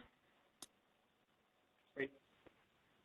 Hi, this is Alva from PG&E. I just commenting on that last question. I have the other aspect, which I think you brought up before, but the difference between, and I think you may already have said it, but I just wanted to make sure that this, what I was understanding the comment was treat regulation similarly to imbalanced reserves. And I think the difference with regulation is that if you have symmetric awards, there is some canceling out on the effects on state of charge. So basically, it may not happen that way if you don't get symmetric awards, but if you do, then the ups and the downs will leave you in a place where you can continue to provide regulation and where your state of charge has not been impaired. With imbalanced reserves, you're trying to set a trajectory of awards that the operators can depend on, like you were saying, where they know that not only will the imbalanced reserves work in the first hour of the award, but they'll work at the end of the day after they might have deployed energy on this storage over a number of hours. In order to do that, your envelope constraints seem to me an excellent approach to give. It's almost like it's like the required minimum state of charge in a given hour for an ancillary service, but because these imbalanced reserves are deployed over multiple hours, you want the operators to have confidence that they'll be able to use them at any point in the day where they need them, and not only the first time that they need to call on real-time energy. So to me, this distinction makes sense because regulation does have this canceling out feature, so it doesn't need to be included in that constraining of the state of charge. Yeah, well put. That is probably more succinct than I put it. So yeah, I'm gonna pass the mic over to you, Alva, and let you finish up the deck here. Hello. So I think that's what I was trying to articulate. Part of what I was trying to articulate. Okay. Any other questions or comments? No, and frankly, just along those lines, I really do appreciate all the comments. I really am taking all the feedback seriously. I know the rest of the DAME team is also taking this feedback very seriously. Frankly, our executives are looking at this and thinking about this. They want to get the right solution in place. So I really do appreciate the dialogue. This is evolving in real time. The ISO is thinking about these problems. We really are trying to put our best foot forward and come up with a reasonable solution so that we're at a place when, we put this product in place that we're not going to be short. So everybody's comment, everything that I'm hearing today is really important. We're taking all this back. We're really thinking hard about it. We're definitely going to be reviewing and thinking hard about the written comments when those come in. And as I said at the beginning of the conversation, we're really grateful for the time, the effort, the energy, the feedback, the work that you guys have done with the ISO to try to think about these solutions in a constructive way. It is not lost on us how many other pressing needs are out there for your time. So just one more vote of thanks. Okay, let's get into the last section, and I think, frankly, this is where I've been doing a lot of thinking and kind of a lot of worrying. And I think this is kind of, very much in the vein of Stephen's comments about how we're actually going, thinking, stepping aside a little bit from the theoretical framework of how we could potentially put something out there that, could potentially work to come up with a solution. And then thinking specifically, gee, if we do go down this path and we do implement this, what do we need to be thinking about for the multipliers, and how are we actually going to effectuate this? And frankly, if nothing else, I do think that there's a fair amount of work to still be done here. And I've taken maybe a first, 40,000 foot pass at this, but it's definitely not the, I wouldn't even say it's even like the final preliminary pass at analyzing the data. I think there's a lot more to do here, but it is a little bit of food for thought, and it is, I think, a way to kind of put something out there and at least start the conversation. So the current proposal, for better or for worse, does suggest that multipliers be set at 0.2 for all hours for upward and downward imbalance reserves. I think initially we kind of were in the boat of saying, well, gee, maybe these imbalance reserves are going to behave kind of similarly to regulation up and regulation down. We know from experience and from a little bit of data analysis there that, maybe 0.2 values, some hours would be a little low, some hours would be a little high. Maybe that's a good kind of average representation. But in kind of doing, like I said, a little bit of topical data analysis, probably 0.2, multipliers of 0.2 are not quite the right value. I think we're gonna say something a little bit different in the final version of our proposal. But I just did kind of want to put out a little bit of food for thought and kind of go through the analysis that I've done. As we, what we did spell out in the paper is that we are certainly going to be updating these multiplier values with operational experience. So we're actually going to view storage resources, how they're interfacing with imbalance reserves. If we're kind of getting to some of Alva's comments and Stephen's comments of, if we're anticipating that our current methodology could leave us short on some of those really critical days, do we need to change our methodology? And I think the answer is probably going to be yes if we find or if we think that that could happen. Yeah, and I think this might be a little bit of a, I don't know if you want to call it a conservative or a liberal number, whatever it is, but the values are 0.2, which is probably going to be an underrepresentation of a value that we would really need to ensure that storage resources were there and, you know, quote unquote, always able to provide the imbalance reserves or provide the imbalance reserves most of the time even.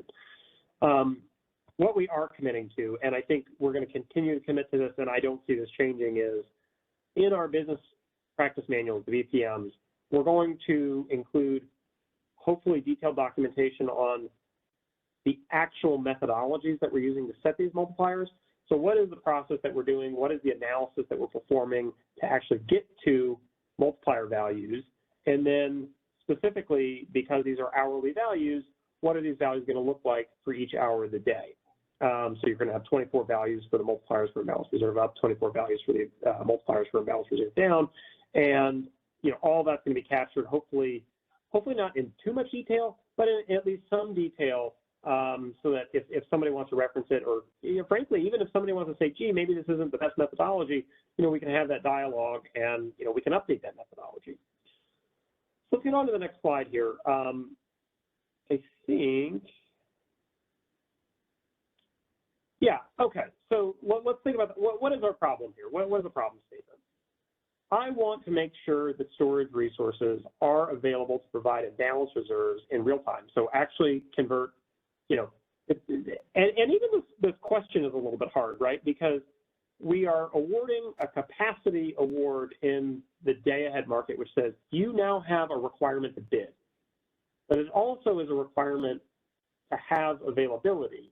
And that, you know, awarding that requirement in hour one impacts a storage resource's ability to provide that service in hour two, which is very dissimilar from a gas resource, which as long as it's not derated, you know, on outage, something like that, it can provide the service every single hour and there's no issues.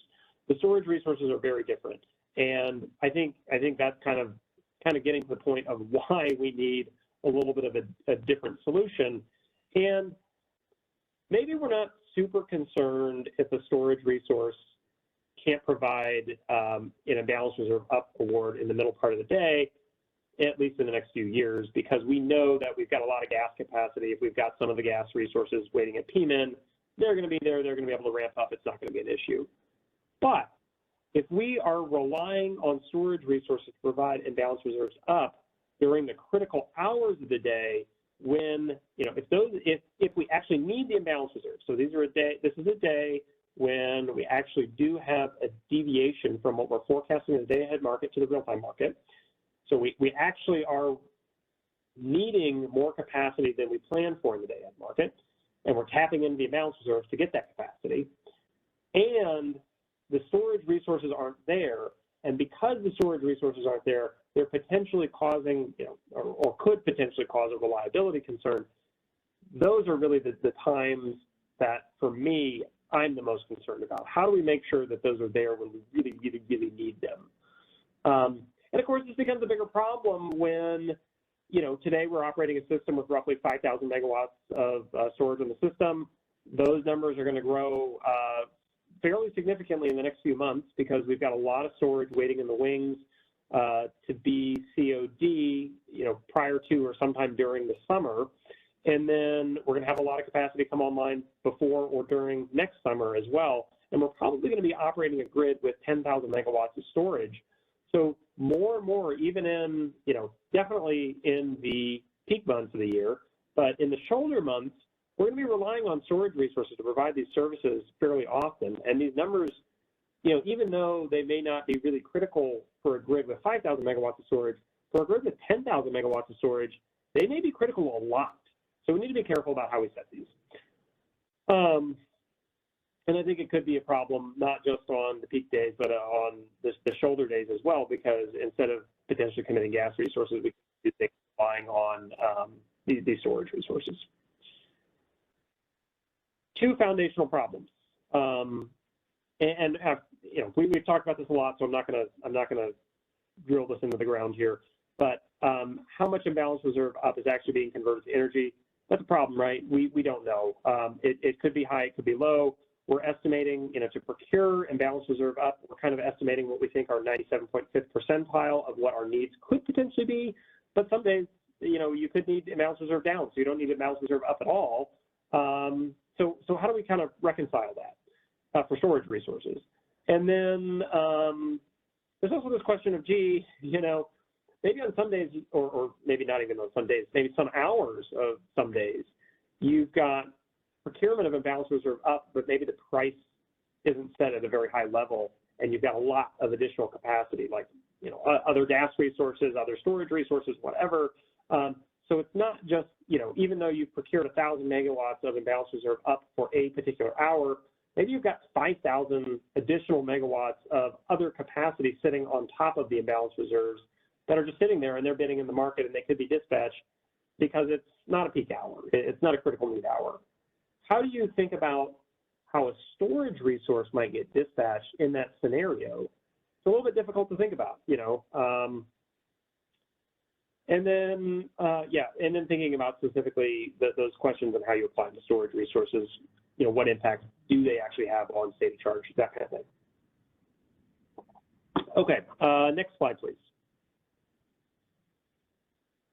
Okay, so for the purpose of the slide deck, I made some assumptions. I said, let's take a very first stab at answering this question. This isn't going to answer all the details, all the nuances, but maybe it's just going to give us a ballpark of what we can do. Same hypothetical resource, plus or minus 100 megawatts, 0 to 400 megawatt hour storage capacity, so it's a 4-hour battery. And then we're assuming 100% round trip efficiencies for ease of the math and not getting too complicated. So next slide, please. Okay, so there's a relationship between the multipliers and, potentially, and we talked about this a little bit in our last meeting, but there's a relationship between the multipliers and, how those multipliers impact the envelope equations, and then ultimately, at the extreme end, how much those multipliers would allow a resource to provide a particular amount of service, imbalance reserve up or imbalance reserve down. And then if you change that multiplier, it changes the assumptions of what the allowance would be under the same conditions. So for example, if that example resource was fully charged, so let's just assume all day it had 400 megawatt hours of state of charge. Let's assume a multiplier of 0.1 for kind of the first row. If we're actually doing that, we set the multiplier to 1, we allow the resource to provide imbalance reserves, the model would allow the storage resource to provide up to 4 hours of imbalance reserve up. They could be consecutive hours, they could be spread out across the day, but that's what the mechanics of the envelope equations are doing. What happens if you lower that multiplier from 1 to 0.5? Well, then those envelope equations allow the storage resource to provide not 4 hours of imbalance reserve up, but 8 hours of imbalance reserve up.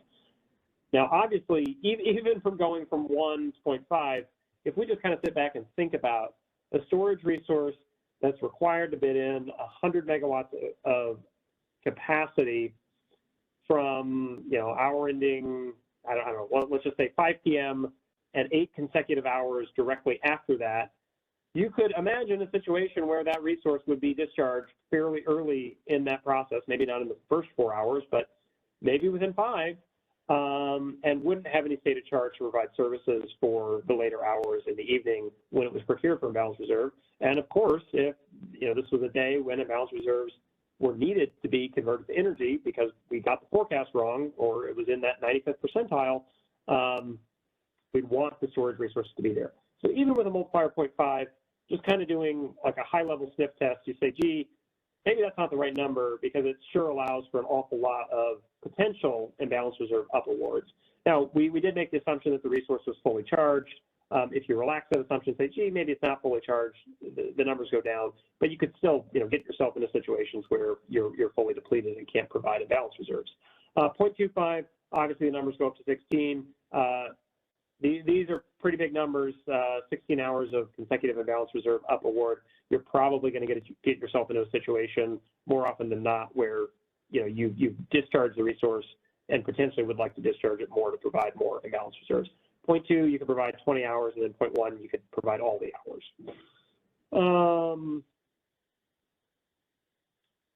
And the key here is that, and I think this was Rahul's point earlier, the day-ahead market is doing an co-optimization over the full 24 hours, so you're co-optimizing imbalance reserves and prices. So if you really do have a lot of value for imbalance reserves, you've got a resource that's bidding low dollar per megawatt values for imbalance reserves, and the actual materialized dollars per megawatts for imbalance reserves are very high, that resource is going to clear for imbalance reserves if the differences for energy are less than that. So you provide the imbalance reserves, and the market would actually, in the IFM, the market will actually charge the resource to be able to provide more imbalance reserves if there's value there. So this sort of thing could be, we were talking earlier about the RUC market not really being able to do that, but in this case, the IFM market really could do that. It could say, gee, imbalance reserve up awards are really valuable. Maybe I do really want to award the resource 20 consecutive hours of IRU. Well, I could do that if the multiplier was 0.2 and I fully charge the resource, potentially in hours ending 1, 2, 3, and 4 or something. So you could imagine yourself where you get in these situations. So in the next slide, please. I sort of take the same table and I expand it. So the first row of the table says, gee, if I have a multiplier of 1.0 and I really do have modeled 400 megawatt hours, again, kind of abstracting away from the co-optimization problem, a multiplier of 1.0 allows me to schedule 4 consecutive hours of imbalance reserve up. If I only have 200 megawatt hours, it allows me to schedule 2 consecutive hours of imbalance reserve up without doing any more charging. 100 megawatt hours, 1 hour. If you reduce that to 0.5, this is what we just talked about, in your fully charged, you'd be able to provide 8 hours. If you're only, if you only have 100 megawatt hours, you'd be able to provide 2 hours. I think one point that I wanted to highlight is that, gee, if you have a multiplier 0.2 and the resource is modeled to only have 100 megawatt hours, which you can imagine, towards the end of the day, maybe that's the case, you could still schedule a storage resource for 5 consecutive hours of imbalance reserve up. And, I think we can all imagine a scenario where we were relying on imbalance reserve up. During that first hour, maybe hour and a half, you've depleted more than 100 megawatt hours or the full 100 megawatt hours from the resource, and then an hour is ending, or, the next consecutive hour, and then the second hour after that, the third hour after that, the fourth hour after that, you really wouldn't be able to provide any imbalance reserves. So you could potentially, the point here is that with low multipliers, you could potentially get yourself into situations where you couldn't provide the energy that you were awarded for imbalance reserves in the upward direction. Okay, and then obviously, the corollary there is, gee, if you use the multiplier 1.0, you would always ensure that you could meet whatever imbalance reserve schedule, because you're basically assuming that you'd convert all of that energy, all of that schedule, those bids into energy in the real-time market. So that's kind of the other end of the spectrum. So one end, you've got 100% coverage, full reliability. The other end, you allow for a lot more awards, but you've got this potential for the resources not to be there if you really need them. Next slide, please. Okay. This is kind of outlining the analysis that I wanted to do. The analysis was, gee, what is the probability of a storage resource procured, for imbalance reserves, having a particular state of charge, not being able to deliver energy? I'm just making a simple assumption here. Let's just assume that the resource is awarded 4 consecutive hours of imbalance reserve up. And what I'm going to be varying is the multiplier. How confident do I have with actual data that these resources are going to be there and going to be able to provide those imbalance reserve services if I actually wanted to call on them? I think this could be one way we can inform how effective a particular multiplier is. And then, you also need to make a few more assumptions to be able to answer this specific question. So I'm going to assume that the imbalance reserve product is converted into energy on a pro rata basis. So if I'm procuring, 1,000 megawatts of imbalance reserve up, and I have a 100 megawatt storage resource, which is what I'm assuming, if I need, let's just say 60 megawatts, because my forecast in the day-ahead market was off by 60 megawatts, so 60 megawatts lower than my forecast in the FMM market. What I'm going to do is assume that the storage resource is delivering 6 megawatts of that award, or 10% of the award total. Obviously, you can't go above 100 megawatts in any particular FMM interval, even though, we are procuring to the 97.5th percentile. There are a number of hours where we actually do see imbalances that are higher than the amount of imbalance reserves that we procure. Usually not by much, but sometimes they're somewhat significant. And then the other things that I'm just assuming are that, maybe because you've got a storage resource and that's providing imbalance reserves, maybe that storage resource might bid higher than the other resources that are providing imbalance reserves. I think that argument, so it isn't selected in some of those earlier hours. That argument might fall apart a little bit if we do get to a point where the grid is made up of like 10,000, maybe 15,000 megawatts of storage, because it might be all storage that's providing the imbalance reserves. And you might think that, gee, storage resources maybe, and I don't know the answer, maybe similar to the regulation services, maybe storage resources really like to provide imbalance reserves because they are super flexible in the real-time market. It just comes with an obligation to bid. It doesn't come with, storage resources don't have startup costs, don't have no-load costs. So they're not incurring like a no-load or something as they're providing this bid. They're just saying, yeah, I'm bidding in the market. But, on the flip side, gee, if they're bidding, they have to be able to be called upon, and they might need to be called upon for multiple consecutive hours. And then I'm not taking the only things I'm taking into consideration are the resources that I'm procuring for imbalance reserve up. I'm not taking into consideration those resources that might be in like the headroom bucket. So again, in those situations where I'm procuring 1,000 megawatts of reg up and 5,000 megawatts, I hypothetically have 5,000 megawatts on top of that. I'm not assuming anything about those 5,000 megawatts or how they're being dispatched. I'm only assuming that if I have a forecast that's higher in real time than I was expecting in day ahead, I'm going to tap into the imbalance reserves, and again, on that pro rata basis.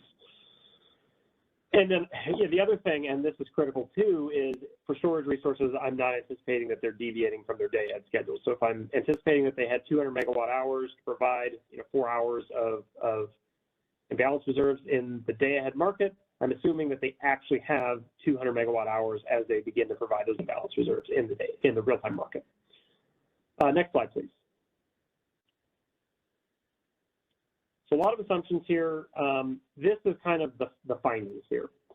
So I admit, and I like that we're kind of, we kind of built the foundation with the paper and the language in the paper. I think we built on that foundation in the last meeting that we had where we started to talk about the concepts and we went through some examples. I'm hoping that the examples I'm providing today, and it sounds like they are providing some additional value, some additional understanding on just what these tools are going to be and how they're going to work. And I realize that this is the first time we're presenting this. It's kind of complicated. So I would just encourage everybody to take it home, print it out, think about it, doodle on it a little bit, think about how maybe we could do a study that looks a little bit different. Maybe that's better, maybe based on some of these assumptions that we're talking about making, and then improve on this. How do we iterate on this? So what this table says, and I'm going to kind of start working from the right-hand side and work to the left-hand side, is that if I set my multiplier at 0.5, and again, the assumption that I'm making on every single row is that a resource is providing 4 consecutive hours of imbalance reserves. So in order to provide 4 consecutive hours of imbalance reserves, if I've got a multiplier set at 0.5, the resource has to have a modeled 200 megawatt hours in order to provide that service in the ISM market run. Now, what I did is I took, I think, 2.5, 3 years worth of data that Guillermo included in his report on NAME that he published about a year ago now on the actual imbalance reserves, what we would set the imbalance reserves at, hypothetically, if we were looking at, that rolling 180 days worth of data, and then what the actual imbalances observed are. So essentially what we do is we have estimates of what the imbalance reserve would look like based on 180 days of history, which includes deviations from solar resources, deviations from wind resources, and deviations from load, putting those all three together in kind of the black box miracle that calculates that 97th percentile for requirements for imbalance reserve up. So it basically tells you how many megawatts of imbalance reserve up we'd be procuring every day, and then the actual deviations from the day ahead to the real-time forecasts. So if I was procuring 4 consecutive hours of imbalance reserve up, what this table says is that on 44% of the days, if I did have those 4 consecutive hours, actual deviation on 44% of the days would lead you to a situation at least once during the day where that resource would be at least fully depleted and ideally would be operated in a negative range. If, however, I raise the multiplier from 0.5 to 0.625, that would imply a requirement of 250 megawatt hours to provide that same 4 hours of imbalance reserves.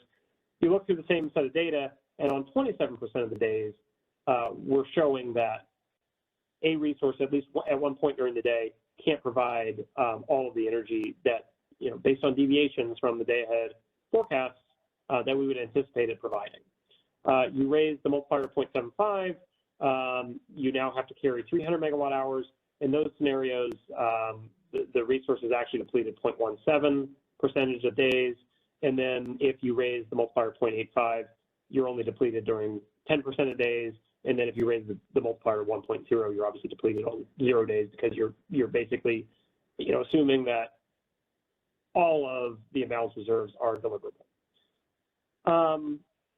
Kind of my thinking on this, early thoughts, definitely not conclusive, definitely not the final statement here, is that if we set a multiplier of around 0.85, that might be a little close to right, because what that would do is for a resource that was actually scheduled for 4 consecutive hours of imbalance reserve up, it would require that resource be modeled to have 340 megawatt hours of state of charge.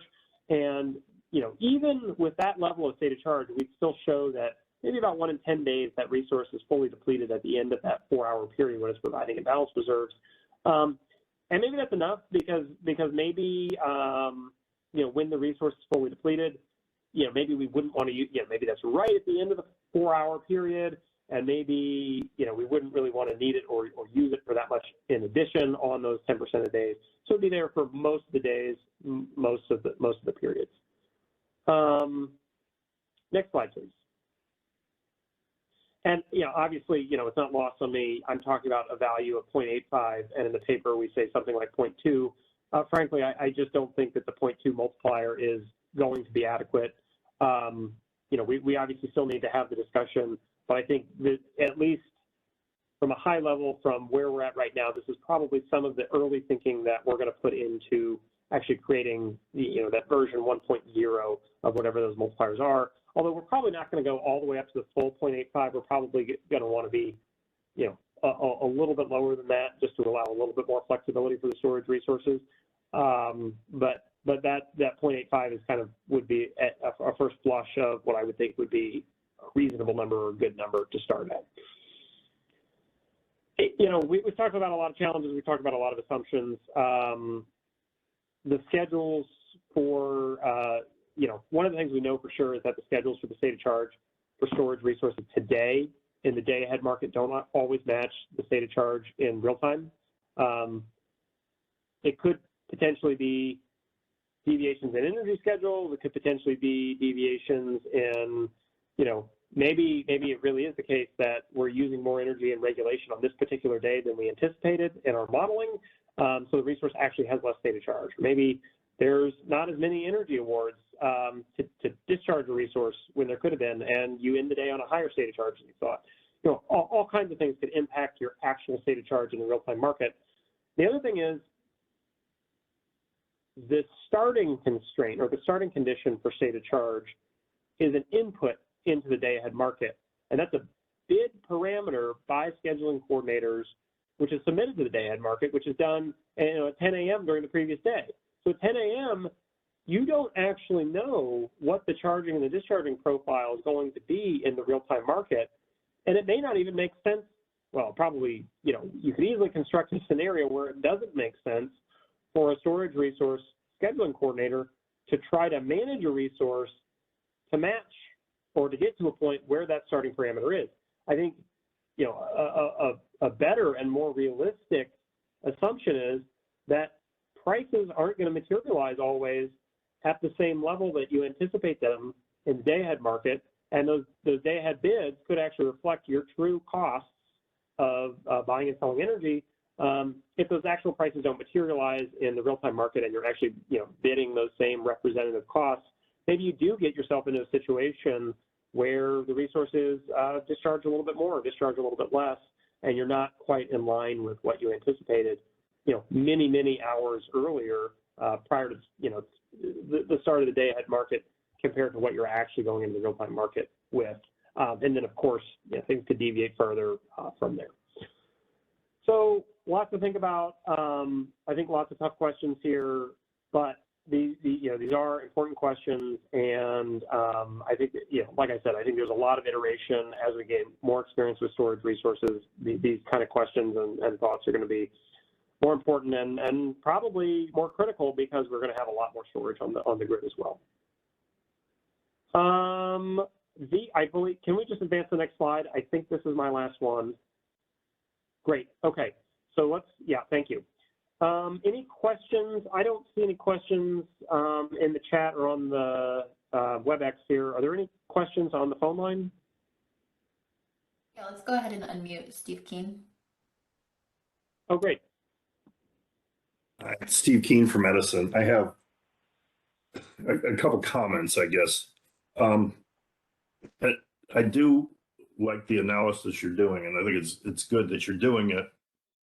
Two things. One, I think it would benefit from, this is building off what I said before, I mean, potentially including the regulation in this as well. So you can, I get the comment that Alva made afterwards that, if they're deployed for both reg up and reg down, probably balances out. But I do believe those are different products and that may not always be the case. So making that assumption is not necessarily a good thing. And I think that should be taken account of when you're doing this. The other thing that I want to point out is that, we've made similar comments about like the deployment scenarios and in terms of what that means for congestion. And, the ISO is talking about doing the 97.5% deployment scenarios, and they feel they have to do that because otherwise stuff won't materialize. When they get to real time, it'll be congested off and a whole bunch of problems, and they're willing to do that even if it has the potential for really raising prices incredibly high. I'm just asking you to address that and make sure that there's a consistency between what you're assuming there and what you're assuming here, because especially with that 0.2 number, what I was getting at is, those just seem to be completely inconsistent. On the one thing, you're insisting that, we have to do these studies all the way through something that's probably never going to happen, because if we don't, then we won't get delivery and we could have problems. And here you're saying, we're just going to kind of assume that only 20% of the time, that's good enough. And I just think there's an inconsistency there. And I think that's something that I'd like to see addressed in your, whatever you're calling it, the final revised final proposal or whatever it is. Yeah.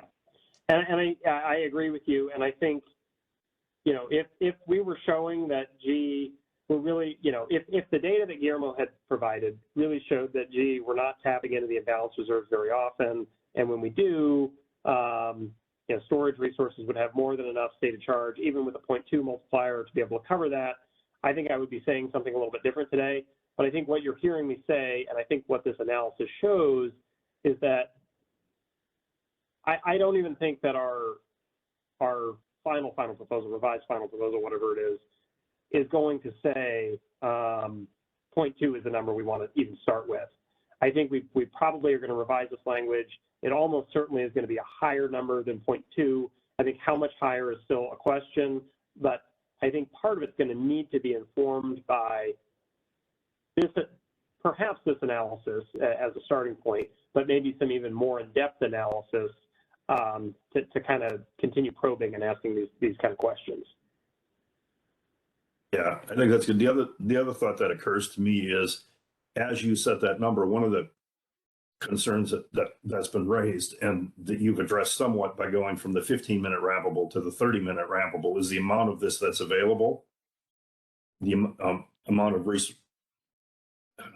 of resources that could provide IRP and the amount that will be available in that. So potentially dealing with how much the price is and how much, how likely it is that you get what you want. This is going to do the same kind of thing, because as you increase that multiplier, right, the amount that storage resources can provide over the course of the day is going to drop. And, to the extent you drop that, it's the same thing as saying it's only what a resource can ramp in 15 minutes. You're really limiting what's available. So I think there's a lot of interaction with some of the other stuff, and I think it would at least help me to understand what's going on if you address that in that revised final proposal. Well, like with so many things, I think time is limited. We're only going to be able to do so much. But I think your point is well taken, and I think certainly prior to actually setting these values and having something implemented in the business practice manual, we're going to want to think hard about some of those interactions. But I do appreciate your comments, Stephen. Thanks. Yeah. Any other questions? Yeah, let's unmute Alba. Great. Well, Gabe, I think a lot of Steve's points were well taken. One thing I was curious about, and I didn't quite follow the entirety of the sort of almost back of envelope study that you presented here, which is still better than no study at all, so I appreciate that. But I would assume a lot of batteries get perhaps lower levels of deployment over the hour because they get reserved for flexible ramping. And I was just curious whether that could be teased out of this as well in trying to get an accurate value. Just one thought. Yeah, I think that is definitely worth thinking about. And then the other thing I wanted to just raise, I think you opened it. Sorry. Yeah, I agree with you. I think that's worth thinking about, and it is definitely not included in this analysis. Right, it might reduce the number a little bit. I'm not saying it should be reduced, but that might reduce it. The other thing I think, this is really an issue that is hard to deal with in this context. It's a can of worms. But I want to, just for the sake of history, I'll say the reason the initial state of charge constraint was made a bid parameter was because at the beginning of the NGR process, CAISO had no way to provide any sort of reasonable initial state of charge estimate. Mm-hmm. And so they were willing to accept this idea of a bid parameter. I think it really needs to be looked at carefully in this context, because essentially it can shift a lot of risk from the market participant to the ISO or vice versa. And I tend to think if you're going to rely so much on the initial state of charge in doing these calculations, that you may want to either put more guardrails around what bidders can do, or potentially even offer as a default a better forecast or a better value to be used, which maybe the carrot is that you reduce the risk to market participants from having used that initial state of charge. But I think it really becomes important. There's obviously a lot of possibilities for strategic behavior there as well. So I think I don't know if you have time to do this part of it, because I think it is a can of worms, but I think it needs to be marked out, and possibly if you can come up with some form of quick fix that doesn't make this something that is completely gameable, it's important for you to be able to, not enable certain participants to essentially create scarcity by virtue of an initial state of charge that right now is completely discretionary. And in other cases, people may believe they have the best initial state of charge, and they believe that's where it's going to be. So I think it's just something you need to grapple with a little bit in the context of this whole discussion about, particularly as I think about it, particularly about the envelope of state of charge. It's critically determined by that initial state of charge value, which, as you say, is right now a completely discretionary bid parameter. Yeah, I think that's a really good point. And Alva, if you would be kind enough to, at the very least, remind me about this when we get into scoping the Storage Modeling Enhancements Initiative, I think that would be a wonderful place to get into some of the nuts and bolts of this. And I know yeah, that'd be a good place to talk about it. Thank you. Yeah, thanks for the comment.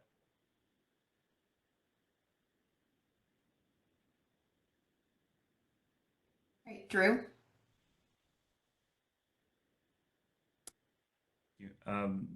Drew Scott from Fluence.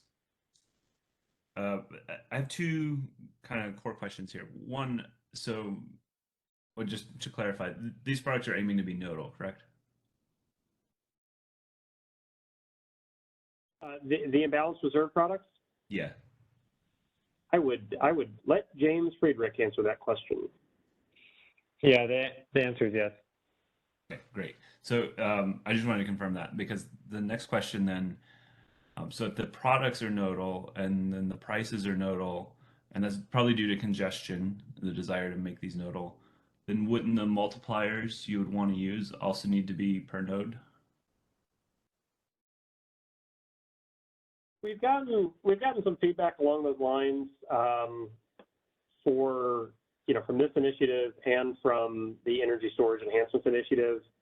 And I think my primary concern about making the multipliers nodal is that we're already thinking about an array of 24 different multipliers. And if we're thinking about even seasonal values, if I have a specific resource that doesn't provide very much imbalance reserve for a particular season, I'm not going to have very much history to calculate what that multiplier should be. And a potential very large deviation just on one day for one particular resource could really drive the multiplier values either to a very high level or to a very low level. I think this is also creating a lot of additional burden on the ISO to do these calculations. I'm not saying it's impossible or not necessarily the right answer, but I think the burden is very high, and there's a high probability that we don't get the numbers quite right if we do make the calculations on a nodal basis. Thank you. My second question is zooming out a little bit.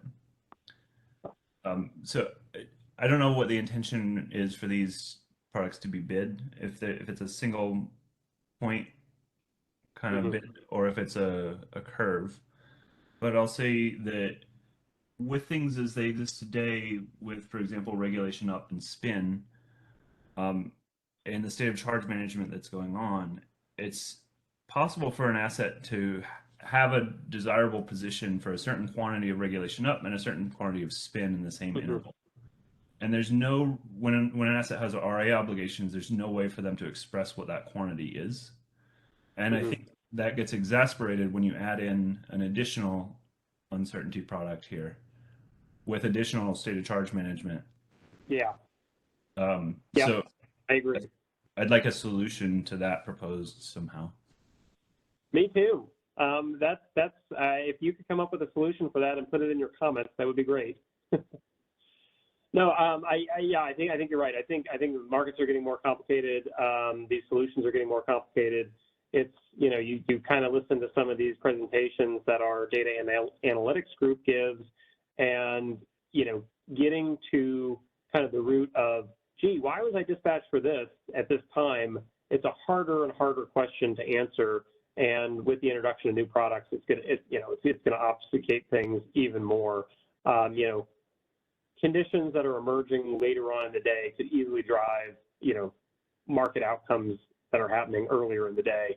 And those interactions might not be obvious. And then there could be interactions, just like you're saying, but actually between the products too. So you've got intertemporal and interproduct impacts.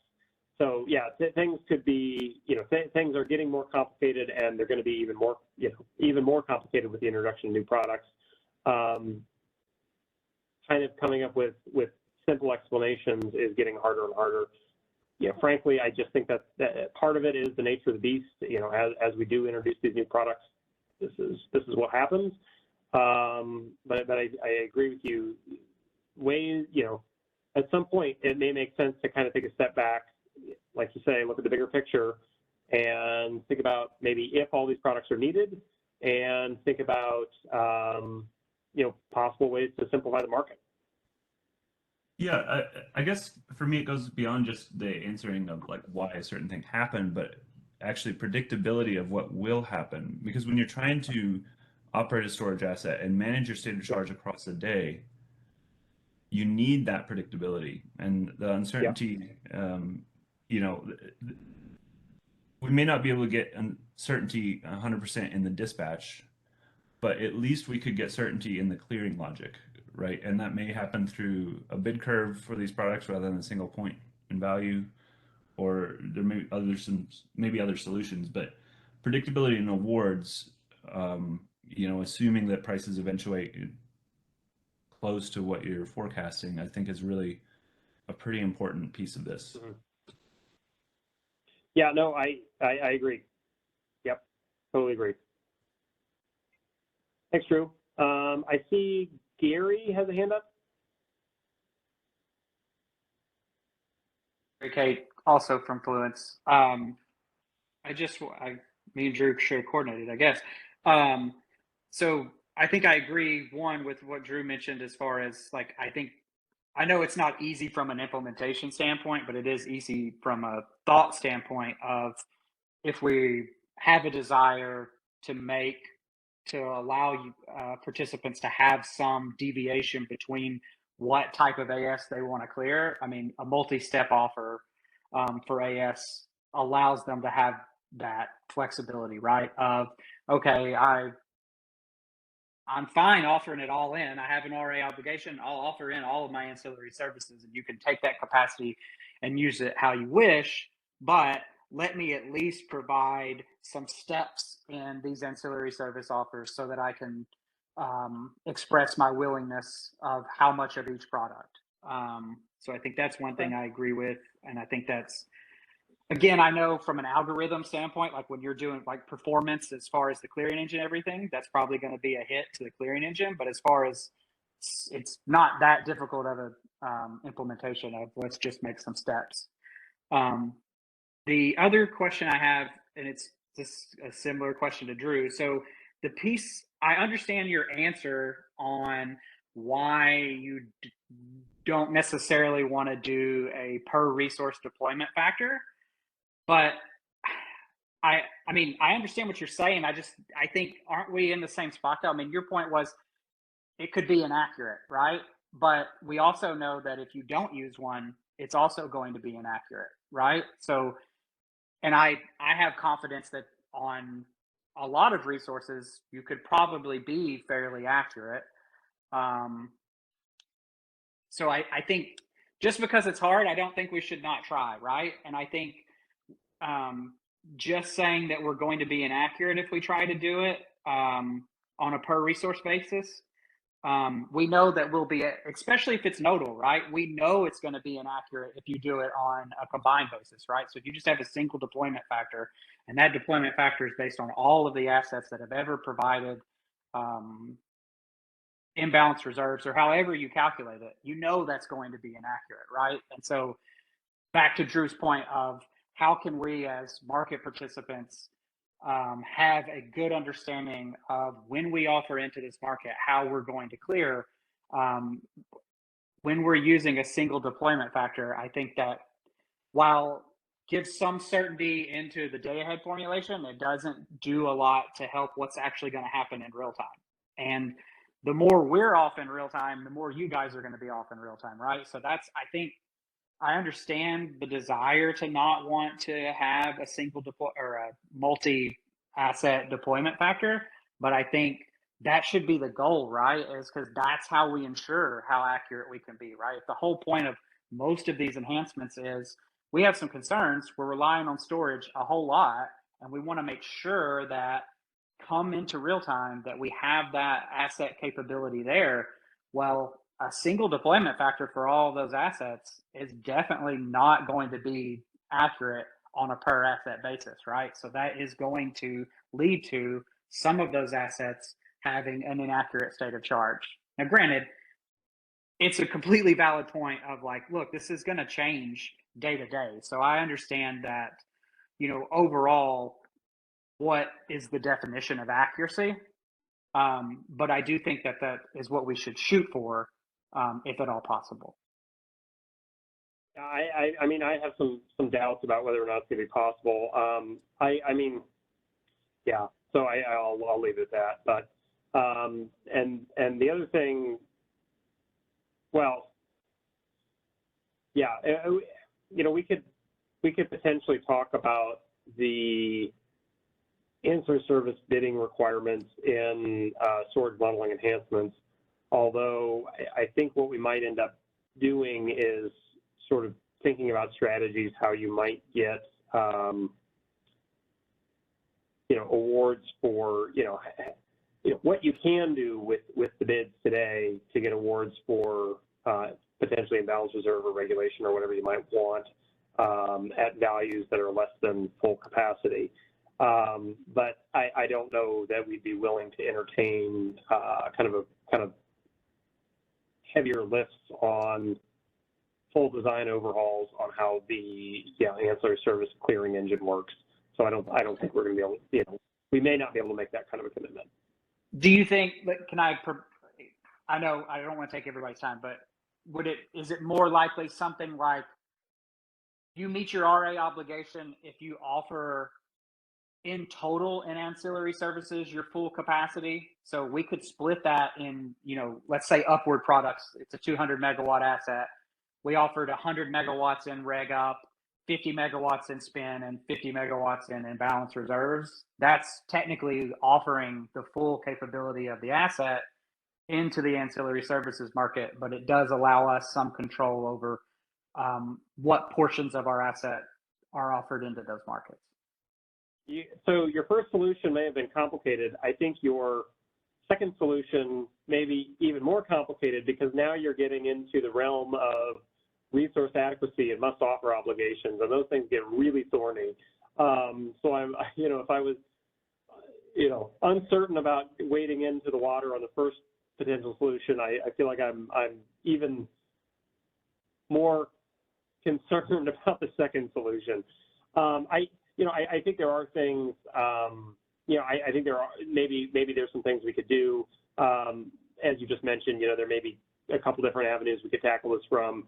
I think it's worth looking at. I would just state, having worked a fair amount with the, you know, teams on resource adequacy and the CPUC on, you know, kind of their concerns on resource adequacy, it really is a tricky topic. So that might be a tough way to solve this problem. But I am making a note of this is a potential issue, and I'd encourage you to keep bringing this up as a potential issue that you want the ISO to look at. And again, I think we might be able to kind of start a more serious conversation about this in the storage modeling enhancements initiative that we're planning to kick off hopefully later this year in 2023. Thank you. I appreciate it. Yeah, thanks for the comments. And again, thanks to, I don't see any more hands in the queue, but thanks to the participants for joining us today. I know this has been a long conversation, but I really do appreciate all this feedback. You know, I am taking it to heart. Any other questions on the phone? We do not have any other questions on the phone line. Okay, I'm going to turn it over to Sergio then. Or maybe to Isabella to introduce Sergio. I'm not sure how we're doing this. Go ahead, Sergio. Thank you. Can you guys hear me? Yes. Perfect. Well, good afternoon, everyone. I'm Sergio Dueñas. I'm the policy manager for the California Energy Storage Alliance, and I'd like to, thank CAISO staff for taking the time to put together this meeting. We know that there's a lot of topics and a lot of issues that need to be sorted out ahead of trying to take Dame over the finish line, and we appreciate the focus on storage at this point, and being able to present some of our ideas and proposals moving forward. If we can go to the next slide. So yeah, I first would like to talk a little bit about CISA, who we are, just for the benefit of everyone in the call. Then I'll cover a bit of our prior and concerns around Dame since before the revised draft final proposal as well.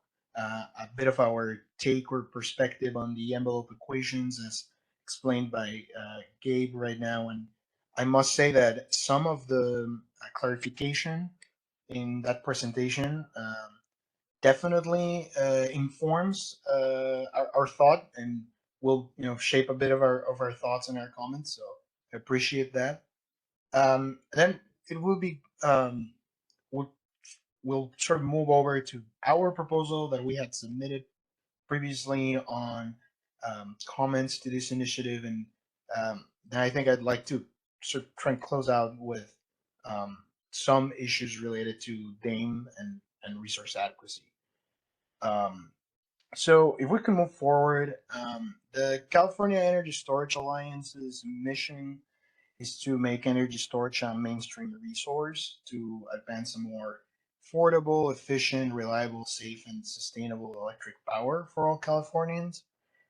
We do this by we do this as an advocacy group, trade organization that represents a lot of companies, over 110 companies actually in the energy storage ecosystem. So we thank them for their support because it's really what allows us to be here present at important venues and being that definitive voice of energy storage in the state. It's our board members, and this is all of our membership. And I think I think I can control the slides from now on. I just saw that there's this tab here. So yeah, thanks to all our members, and I think that of course, well, the perspectives that I'll be sharing here are not the exact perspectives of every single company enlisted here. Our goal is really to try and represent the industry in the most complete way possible. So moving on to Dame.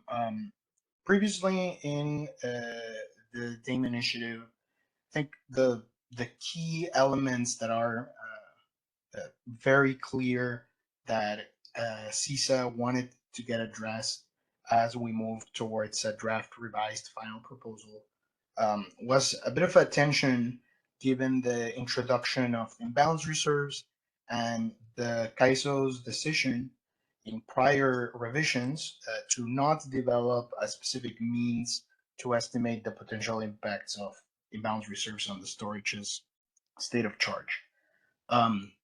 This is important because it really it interacts with other factors. It interacts with other important pieces of this policy.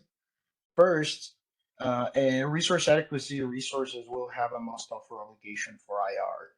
Second, there will be a bid cap for IR. In addition, not represented in this slide because it was uncertain previously, but now it's clear.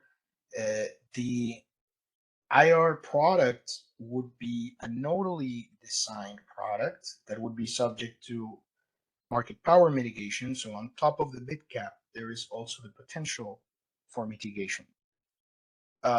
So given this circumstance and the fact that storage resources, particularly lithium ion energy storage, that is the vast majority of the storage we are installing right now, they're very well positioned to provide IR, and most of these resources are RA resources.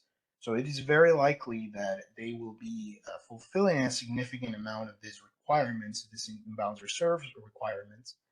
So because of that, not having previously a way to represent the impacts of IR awards would really potentially lead to a situation where unfeasible dispatch could happen, or unfeasible scheduling could happen. Now, the draft revised final proposal does include this new requirements to govern the SOC and what should be held to support IR. But these requirements, I think, as we've talked through the conversation today, um, definitely add a bit of complexity, and they're not in full alignment with other formula that are important for state of charge management. Now, I think as we've heard in the conversation before, full alignment might not be by definition necessary in every single formula because they are tracking and doing different things. But there are gaps that are significant enough for us to have some concerns. So I won't spend a lot of time here. I think that both ISO staff gave and also the questions by other people in the audience were really good at sort of analyzing what the envelope equations mean and how they could have some potential impact in how they actually are capturing the potential impact of imbalance reserves and also of energy to establish upper and lower bounds. I think the critical piece of these formulae, however, is that the hypothetical upper and lower limits that are being estimated here will have an effect on what the market can schedule. And of course, as any other formula, either this, CISA's proposal, any other formula that tries to estimate this, we could err on being more cautious, being more conservative, or being much more liberal on our assumptions. So both paths forward, all paths forward, be it the envelope equations or any other formula, will need this type of tweaking over time based on actual evidence-based modifications. But in general, the key difference between CISA's proposal, I would say, and the envelope equations is that in CISA's proposal, we would have a single state of charge calculation that sort of advises on what can be scheduled for these assets.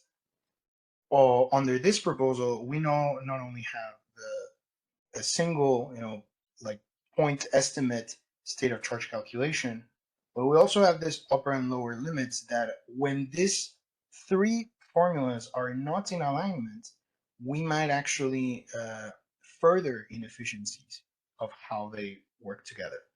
A critical piece of this, I think, has to do with that inclusion of regulation. It's noteworthy, for example, that the policy proposed by the ISO does not propose any explicit changes for the state of charge formulation, but it doesn't propose changes for the ancillary state of charge constraint. That's definitely valuable as well, and we recognize that attention to the ISSOC constraint.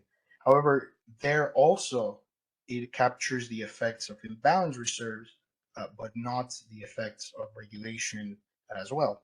So we are in a situation where there are different formulas, a myriad of formulas really, that all of course have different jobs, but I'm not considering at least the products that could or services that could be sold in that time frame over the whole 24 hours that could affect the state of charge materially will, as we move on, result in those estimates being more and more out of sync. And we're concerned that we don't have enough information at this time to understand what are the potential risks of that misalignment and how we can best mitigate them. So some of the key concerns that we've had with this proposal is that it doesn't really build upon the common understanding that stakeholders developed through the Energy Storage Enhancements or ESSA initiative. I think something that was very valuable from that process was getting a lot of the stakeholders on the same page as to what formulas are determining what is possible in terms of state of charge and how we can tweak them to reflect the intricacies of operating energy storage. That was quite useful. However, this current proposal, rather than building on that, is adding a bit of further complexity. And as I said before, it does not further alignment by considering the same variables or using similar perspective than others like the ASOC constraint and the state of charge calculation. The key issues being there, what are the products that are being included? What is the multiplier that is being included there as well? Is it um, uh, perhaps the biggest difference, is between having a one, not a one, but even between having any number between 0 and 1, there are very significant implications around that we wish there was a bit more analysis to better understand how that would look like. However, for many reasons beyond the stakeholders, ISO staff plans, we're now trying to work on a lot of this on a bit of a more constrained timeline. So given that it is a bit complex, that we might see all of those scenarios and cases to see how alignment would work between these new formulas. And from the conversation today, I think it's a bit clear that today a lot of people in the call maybe are now really grasping what the ISO is trying to achieve with this envelope equations, but moving from this now point of understanding to perhaps approval in less than a month might be a bit ambitious. Our final concern with the envelope equations has to do a bit more with the limits that the Federal Energy Regulatory Commission has prescribed for state of charge management. In Order 841, FERC notes that the ISOs, RTOs that are ensuring wholesale participation of these resources shall not be overly prescriptive on what energy or how energy is being used to provide which products or services, instead allowing for the communication of availability, and from an economic perspective through their bids. This is important, and it touches upon other elements of the policy as well, because as I noted before, the fact that the imbalance reserve product has both a bid cap and the potential for local market power mitigation means that there will also be a limitation as to how storage assets will be able to communicate their their costs for making themselves available for this product. So between those and between the fact that through their bids, there is already an important limitation on how they can communicate that cost of providing IR. On top of that, their management could be potentially overly prescriptive, where the FERC had basically previously determined that this should not be a case, given the fact that bids could supplement that. So because of this, we really wanted to use this to also call attention from staff to our proposal and what do we see a bit of its benefits. That being said, I did learn a lot about the envelope equations today with the questions and the presentations before mine. So I would like to add, a couple of caveats to the rest of this presentation. So first, I do think it's much more clear now why some elements, some products that could potentially affect the state of charge of storage are not included in the envelope equations. And particularly, I think that is clearer for, let's say, the ancillary services that generally materialize, in the most outlier cases, like spinning reserve. However, I do still believe that there is some challenges and there is some misalignment that is not desirable by not including regulation. So while I think that it's not necessarily the case that the envelope equations in order to achieve what they're trying to achieve, to include every single product, the regulation does still seem to be quite important. So that's one. A second important point is that it would seem from the conversations today that the ISO has become a bit more convinced that maybe a multiplier, the multiplier to be applied in the envelope equations should be higher than what is discussed in the draft revised final proposal. I think the exercise of today's meeting communicated the rationale behind increasing that that multiplier fairly reasonable way. However, it would be valuable to have that a bit more formally included in the proposal so as to better assess that analysis that we've just seen. And finally, I do think that a key consideration here, beyond the fact that we might know or we might believe that the envelope equations could work better than working on one or two existing formula, I think it is clear that including them and focusing our attention on this formula now is a bit it is a bit late. It would have been much better if the ISO's staff intent was to keep developing this. If we could have, maybe put some more work prior. Now, there's no point in crying over spilled milk, obviously, but this is more about a comment about, trying to find these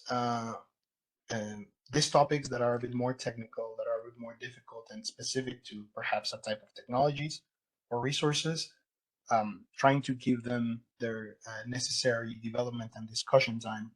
Because at this point, we've sort of moved from a draft idea from a couple of iterations prior to being almost immediately in front of the final commenting opportunity. So in the future, it would be very valuable if, storage topics like this and perhaps more technical topics are perhaps could get, I don't know, like a parallel subtract.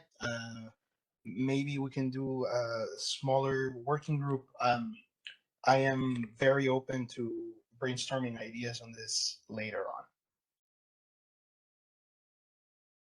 So, in our comments that were submitted in this initiative previously, we had noted that we believe that ideally, in order to incorporate the effects of imbalance reserves and to minimize the likelihood of unfeasible schedules, ideally the ISO should modify the SOC calculation and the AS SOC constraint in both of the different timeframes.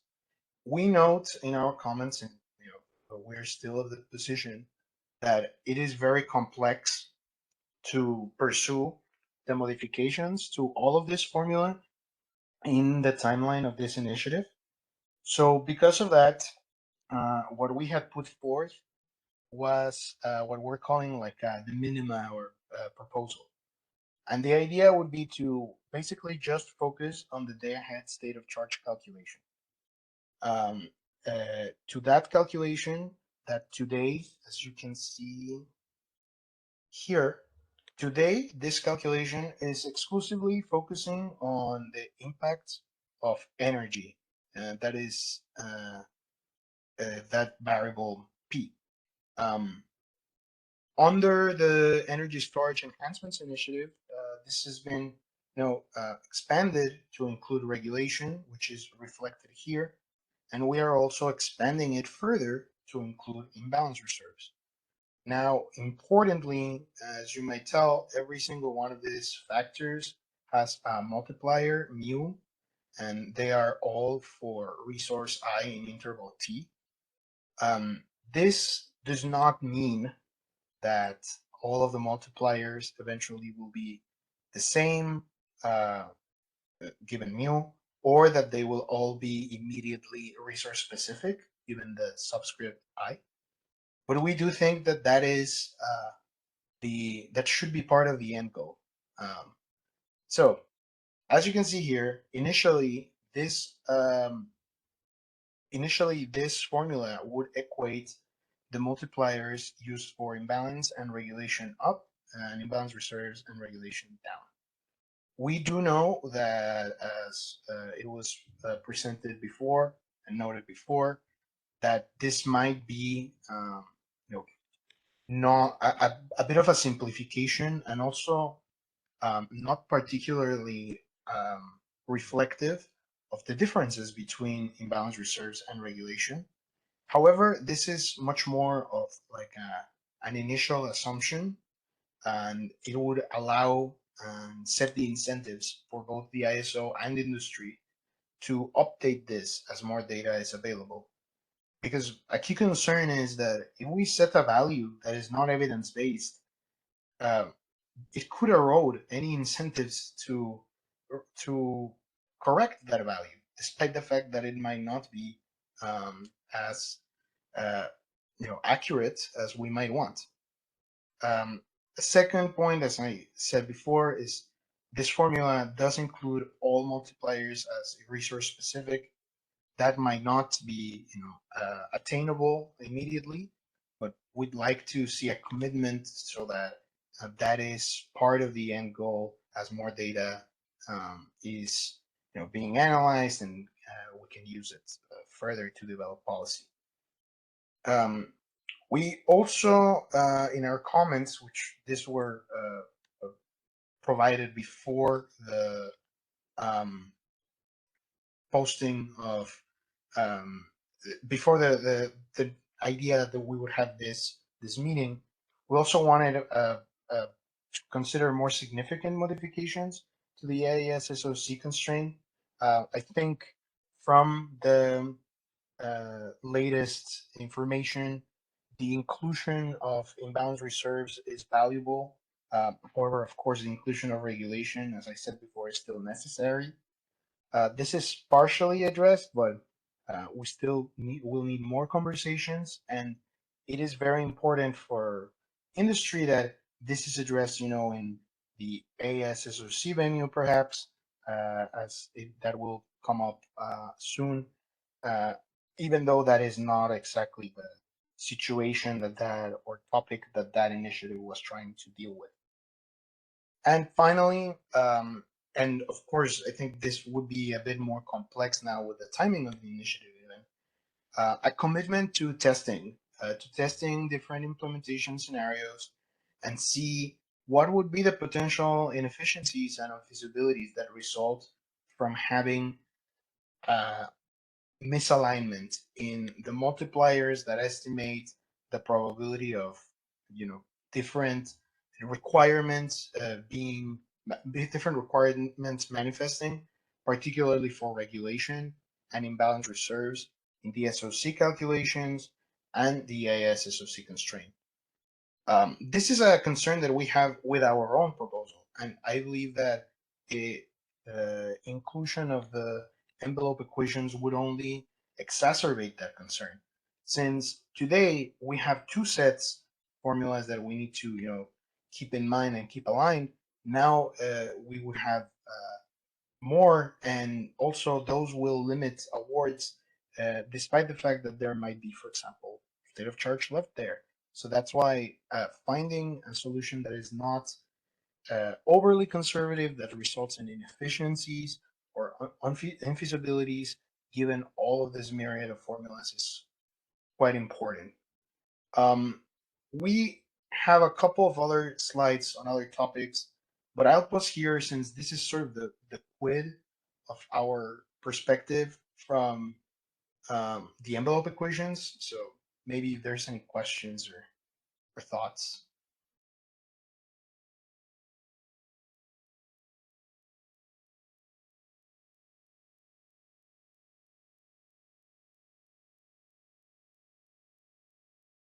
Okay. Looks like one hand just raised. You want to go ahead and unmute Rahul? Confirm you can hear me? Yes. Yeah, I think this is more question for Kaiso than for you, Sergio. I'm wondering if Kaiso has had an opportunity to review CISA's proposal and if there is any comment on why or why not this approach would be a viable solution.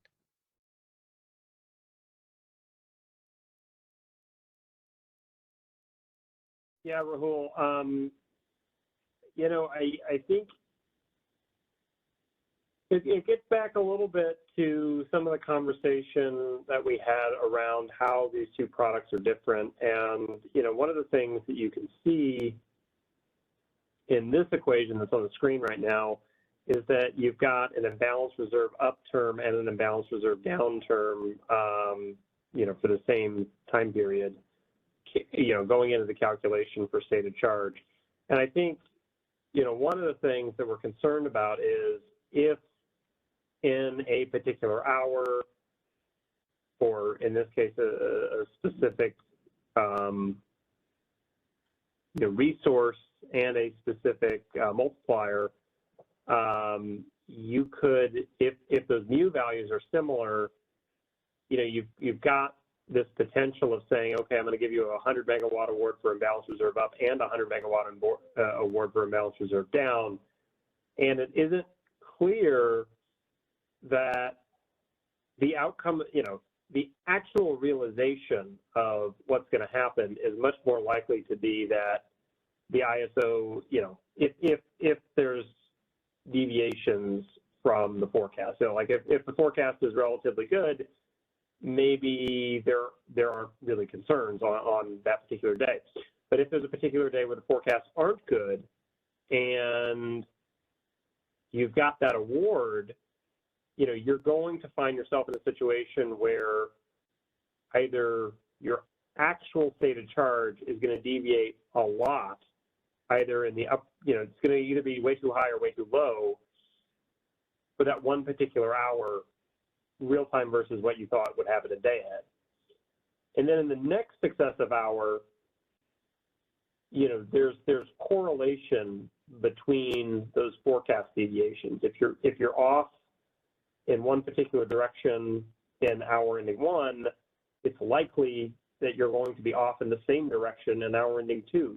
So if you happen to have needs where your forecasts were off for hour ending 1, hour ending 2, hour ending 3, and you're calling on these storage resources, and you've kind of got a balanced weighting of a balanced reserve up and a balanced reserve down. In actuality, the state of charge is going to be heading off in one direction, and the way you've modeled it is effectively keeping your state of charge the same. So you kind of have, and frankly, I think that's a little bit different than how, the impacts of state of charge that you actually encounter from resources that are providing regulation up or regulation down. I think typically what happens is if I'm providing reg up over a course of an hour, I'm going to be a little bit high maybe for the first part of the hour, then I may be a little, average the middle part of the hour, then a little bit low, third part of the hour, and it may kind of work out. And certainly over multiple hours, it should be much closer to an average value, whereas for imbalanced reserves, it actually won't. If you really are using imbalanced reserves, you're likely to be using state of charge in one specific direction, and you're not kind of reverting back to a mean.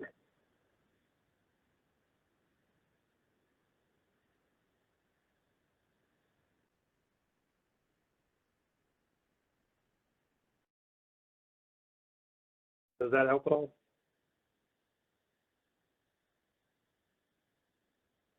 Maybe we lost Rahul. Okay, that was my comment. Yeah, thanks for that, Gary. I understand your concern. I do believe that there's some points there that might not be necessarily mitigated by the envelope equations as well. For example, perhaps the key difference though is that the envelope equations are really looking at the aggregate of time rather than intervals. Maybe that is the key difference. But misalignment between envelope equations and what is expected in other formulas like the ASSOC or anything else, that can still happen with the envelope equations. No, like by definition, the envelope equations will be out of step with the SOC calculation. No, so those two, while they could be improved and you could minimize that out of step that they are, you want them to be a little bit different because that's the value that you get. You're, instead of getting a point estimate, you're getting a bit of like an interval estimate.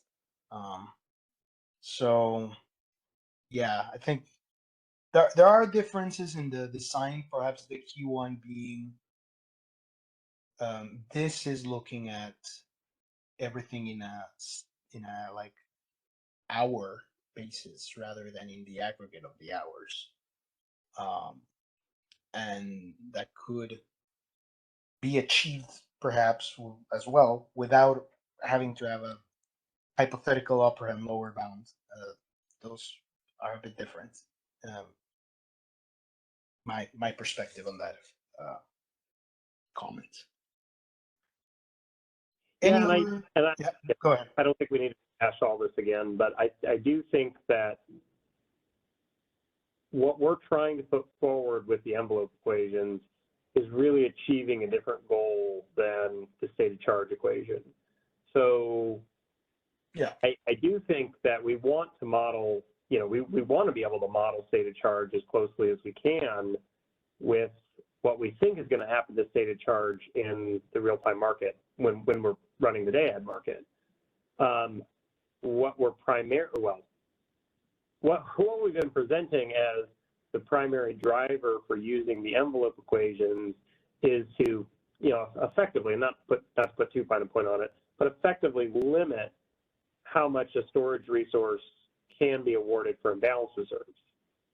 And it's not, and I think the mechanics of how it works is, sort of setting this envelope of an upper level and a lower level, which is obviously impacted by energy schedules. But yeah, I think it really is, it's not, it's a little bit different than kind of an expansion of just the stated charge formula. But I take your points too. I think it's good feedback, and we should continue to think about this.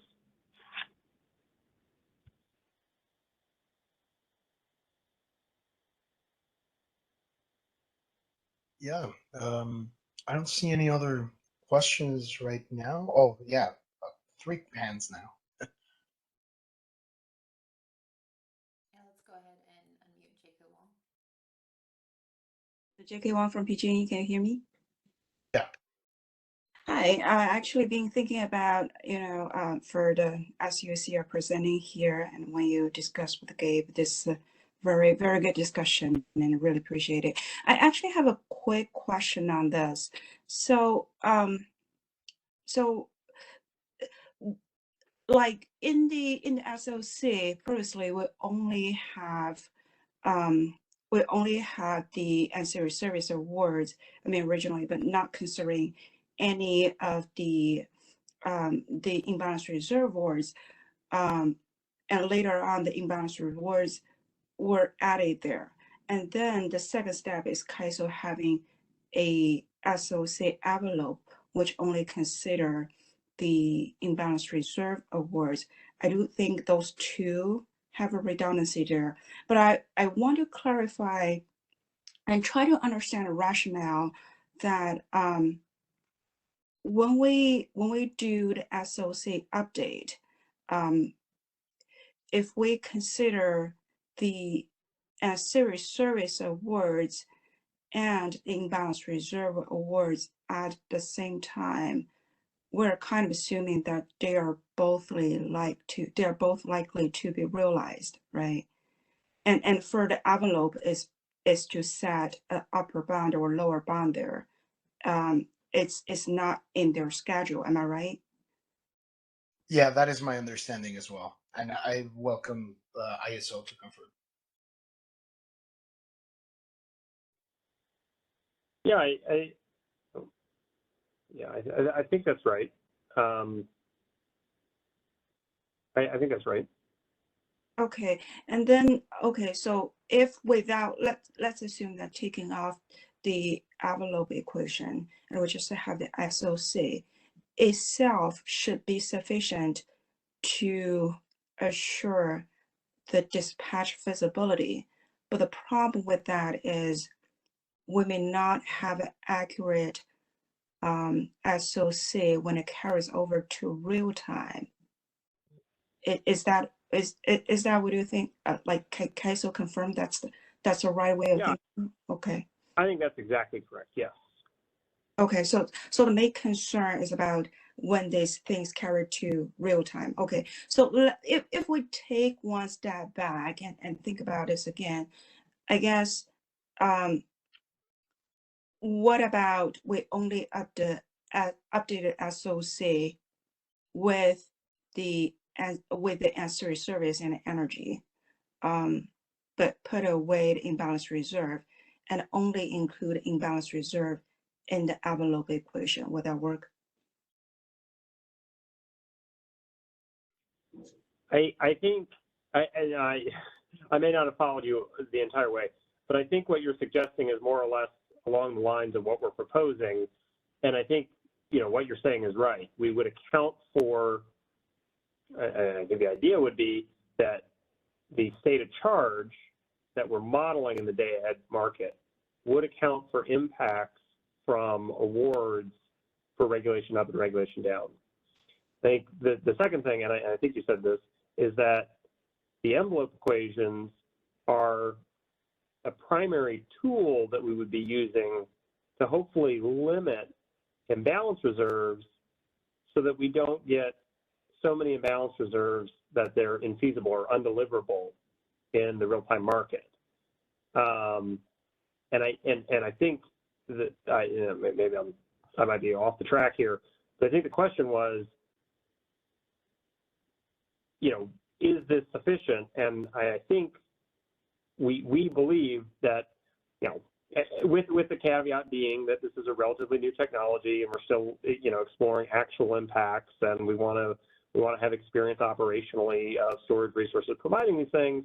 We believe that from the hypothetical standpoint of where we're at right now, this should be sufficient if the multipliers are set properly to ensure that we get results that are feasible and that can be realizable, and we still are tracking and modeling state of charge to a good degree in the day-ahead market, and hopefully it's relatively reflective of what's going on in real time. Did that capture your question, or was I off base there? I think we're in the same spirit, but I may make the things more complicated. Let me make this short. What Kaiser's proposing now is the SOC should be updated by a balance reserve, and there will be a envelope which is also updated by the imbalance reserve. I guess my suggestion is only including the imbalance reserve in the envelope, but not in the SOC. Right. The actual SOC calculation. Otherwise, you'll be double counted. And I guess the rationale behind is you want to count SOC only for the feasibility, right? So that if that's included in the envelope, that will be sufficient. You don't have to count it again, actual SOC calculation. And it is reasonable to only count for ancillary service, even it is a capacity, because you do want to leave the headroom all the time there and carry over to real time. But you don't have to do the same thing for imbalance reserve because they will be required to resubmit it. Well, for the first question, I think, frankly, the jury's still out. It might be possible for the ISO to make reasonable assumptions about what kind of impacts imbalance reserves has on state of charge, and I think that's sort of, and Sergio, I don't want to put words in your mouth, but I think that's in spirit of what you're showing here on the screen. But I think what the ISO is saying is that may not be necessary, and it may not be necessary if we're making sure that we're being careful about limiting how much imbalance reserves we can actually award storage resources. I see your point. Okay. So basically, you want to factor in this possibility of affecting real-time scheduling as well. Okay, that's really helpful. Okay. Thank you. All right, Sergio, did you want to add something to that? No, I think that I have a bit of a different perspective, but I think maybe in our comments we can better reflect that. And just for clarity as well, what is being updated in that this now new revised straw proposal, revised final proposal, is this part of including imbalance reserves in the ASSOC constraint? And perhaps something also to consider there is, it seems from this comment that it might be a good idea not to include imbalance reserves, but there's no action either on regulation 2, which is already in the SOC calculation. So it's not just really imbalance reserves that might be either double counted or not too counted, but there's just misalignment across the board in a way. Yeah, that's what I would add. And yeah, yeah. So your point is not lost on me. I definitely think it's going to be worth thinking about, and as we go forward, I think it's worth, no matter what proposal we go forward with, I think it's worth reevaluating if what we think in the theoretical perspective is happening is actually happening, and if it is, how's the best way to fix it? Yeah, I guess a way to put it is I'm trying to visualize, your associate curve, right? So you're trying to have an envelope, but what you're also proposing, if you actually included in imbalance reserve, is you're trying to plot a trajectory that's what do you think will be realized. So it's like an ideal prediction, but you want to restrict the movement within that your envelope. But without that, really, an envelope is really what could be realized. It's not really what we think will be. Right. What I think will be realized is the SOC calculation. But I guess what Sergio is saying is, if you remove that part, if you remove the imbalance reserve calculation in your SOC and only count it, the headroom of ancillary service and energy, then the envelope itself is sufficient to provide That's you not the what I'm saying. visibility. Oh, sorry. Yeah, just That's to be not very clear, that is not what I'm saying. What I'm saying okay. is there are three formulas: the SOC calculation, the ASOC constraint, and the envelope equations. We are not proposing anything with the envelope equations. Our proposal does not include the envelope equations at all. Our proposal is that the ISO ideally should modify the SOC calculation and the SOC constraint, but because of the time limitations, they should focus on the SOC calculation first. What I was trying to convey to, maybe I was not very clear, is on top of the issue that you are describing, that is, you are putting the imbalance reserves in the envelope. The CAISO is proposing to put imbalance reserves in the envelope equation and in the ASSOC constraints. And your concern is that might be double counted. I believe that that could be a concern of the envelope equations, but we have many others, and by virtue of that, we are not proposing to even have them. But on top of the concern that you are highlighting, that is not only happening with imbalance reserves, that is also happening with regulation.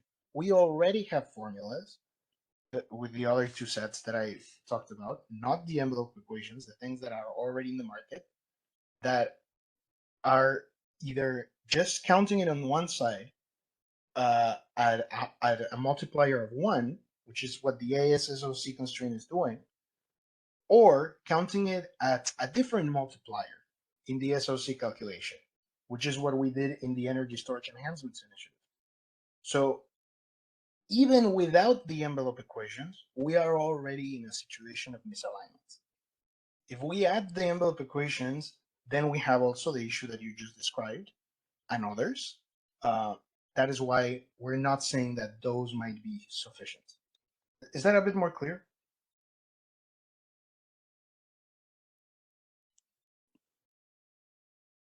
Yes, what you said is clear to me. Awesome, yeah. Thank you.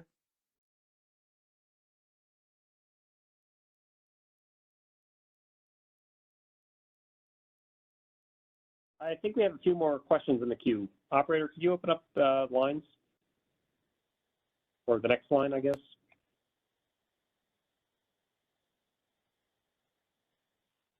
Yes, Rahul, your line is unmuted.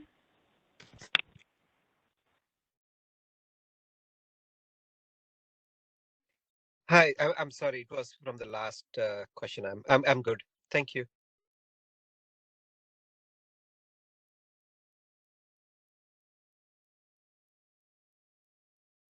All right, let's unmute Drew. Thank you, Drew Scow from Fluence Energy. I started thinking a little bit about, where some of the complexity in this is coming from. And I think some of it may come from the fact that there are two imbalance reserve products here. And when you think about regulation up and regulation down and getting symmetrical awards, it makes sense that there are two, because interval you may be delivering either one, but that's not going to be the case for this imbalance reserve pairing. And then you also end up with two multipliers, but in reality, only one of those is going to end up applied. I'm wondering if it makes sense to have a single imbalance product instead, with a multiplier that can swing negative. So you're indicating the likelihood or the throughput that will actually happen in the direction of that throughput with the multiplier. And I think that might change the way regardless of whether there are or not envelope equations, any of the state of charge accounting would be handled a little bit differently in that scenario.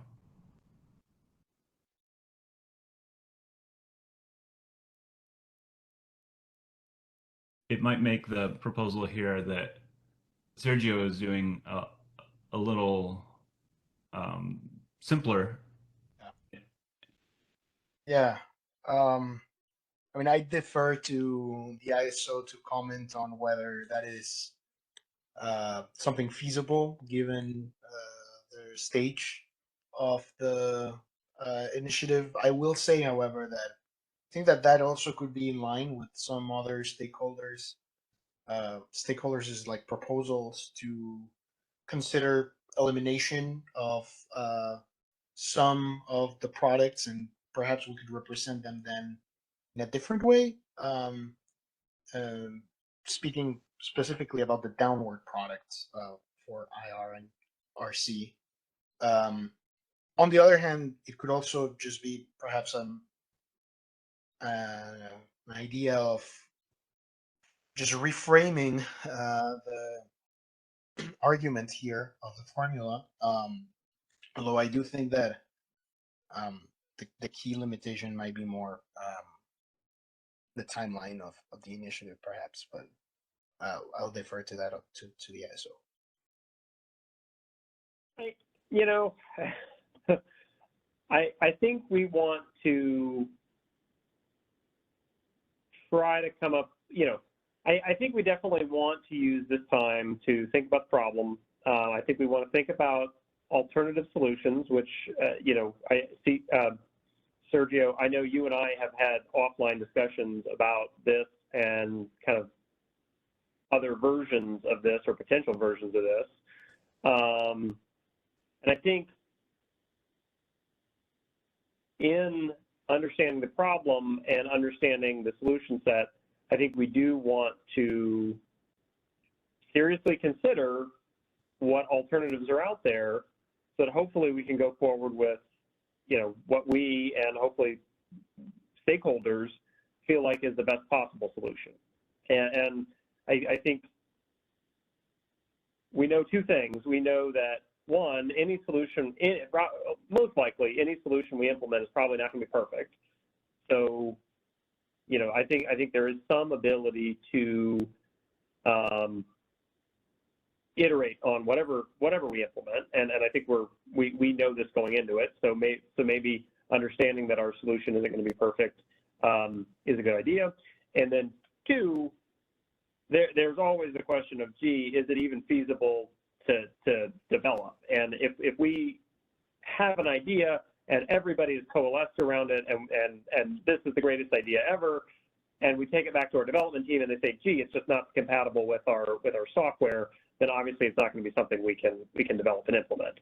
But I think barring those two things, I think we really are seriously considering how we want to tackle this problem. And I think that's part of the reason why, even at this very, very late hour and part of the policy development process, we're willing to have a stakeholder meeting and workshop to talk through some of these issues, is to get these ideas out on the table and get the discussion around them.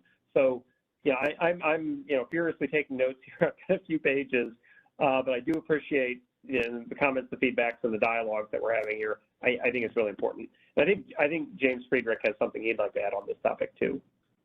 James, are you there? Yep, I'm here. Thanks, Gabe. I just wanted to make a clarifying point about the commenter's question and see if the clarifying point helps the commenter in his concern. So the comment was about the imbalance reserve up and down, whether or not you would have you could do the same with a single product. So I just want to mention that it is possible and even likely a storage resource can receive imbalance reserve up and down awards in the same hour from the day-ahead market. And in real time, it is also possible that the storage resource within that hour can be used both for the up and the down direction. For the second part, I'm not sure how common that will be, but it's certainly possible. So I just wanted to provide that clarifying point and see if that helps in the commenter's question or concerns. Thanks, Gabe. That does help me understand a little bit better. So would that be less than 5-minute intervals, though, that they would be providing either one or the other? Would the resolution go lower than 5 minutes? No, it wouldn't go lower than 5 minutes, but it is possible that, and remember that imbalance reserve in real time represents reserve above and below the storage resources day-ahead schedule or energy schedule. And so it could be that in some of the early intervals of the hour, you're discharging in excess of your energy schedule relative to the day-ahead market, of course. And then in other intervals later in the hour, you're actually charging in excess of what, so in a sense, you are both providing up and down. The deployment of the up and down is happening in real time within the same hour potentially, and that's all just depending on the conditions that we're in. Yeah, I understand. Now that being said, I think it's much more likely that you're going to have in a single hour, and I'm talking about real time here. In a single hour, you're likely to be deployed in one direction or the other. But I'm just saying it's possible that if it's needed, you could provide both up and down deployment in real time, the same hour. I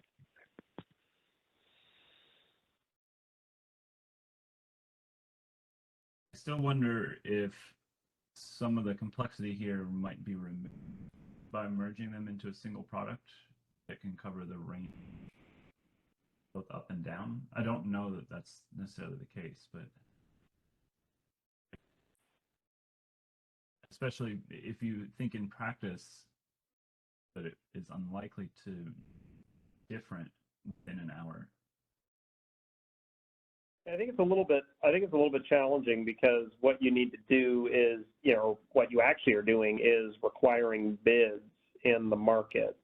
And, actually storage resources provide a pretty good example of how you do this. If the energy award for the storage resource is 0 and you're providing upward capability, you've got to bid positive energy into the market, positive award in the real time. And if the actual imbalances, the differences between what was forecast in the day-ahead market and what's forecast in the 15-minute market materialized and you actually needed less, having that storage resource produced at 0 wouldn't be a net deviation down from your day-ahead schedule. You'd actually need those bids in the downward direction. So, unless you thought about some tricky requirements like saying, oh, you have to have, if you get awarded, abstracting away from what we have right now, if you get awarded 20 megawatts of imbalance reserves, you have to have 10 megawatts up and 10 megawatts above what your day-ahead schedule was and 10 megawatts below what your day-ahead schedule was, or something like that. That would have to be how you set the requirements, which would be a little bit weird, and you wouldn't be able to award, resources that are at their PMAX imbalance reserves because the only thing they'd be able to provide is down. So with the two products, imbalance reserve up and imbalance reserve down, you've got the fidelity of being able to set requirements differently in both directions and be able to award the actual products to everybody. So people who are at their min, people who are scheduled at their max, they can all provide one service in one direction or another. And kind of what we're saying here is, unless you're a storage resource and we think you might be out of state of charge or almost out of state of charge or potential to be out of state of charge later in the day, then we're not going to award you imbalance reserves. Thank you for the discussion on this. Yeah, great question. Thanks. I see one more question in the queue. Alva, is your hand up? Yes, it is. I was going to respond to Drew's thing, but I think you responded to it adequately. I mean, I think the game design really is based on two products, so it would be difficult to essentially unwind that entire aspect of sort of automatically calculating these requirements from uncertainties. But I wanted to just comment on the question of misalignment, because I think there's a couple of different ways of seeing that. And I sympathize with Sergio's comment that essentially this seems like something that has been dropped in and with limited time to figure out, to digest. And my perspective on it personally is that the CAISO came up with a solution in order to avoid having to redo the whole energy storage enhancements initiative, and also to address what was really material about imbalance reserves. But I think one definition of misalignment is these things have been brought in a way that doesn't allow us to respond coherently to them, and I sympathize with that. I do think in terms of the optimization that each of these three constraints has a different meaning, and they can be active in different periods or in the same period and mean different things. The state of charge constraint that was brought in the Energy Storage Enhancements Initiative is basically a way to avoid over procuring regulation.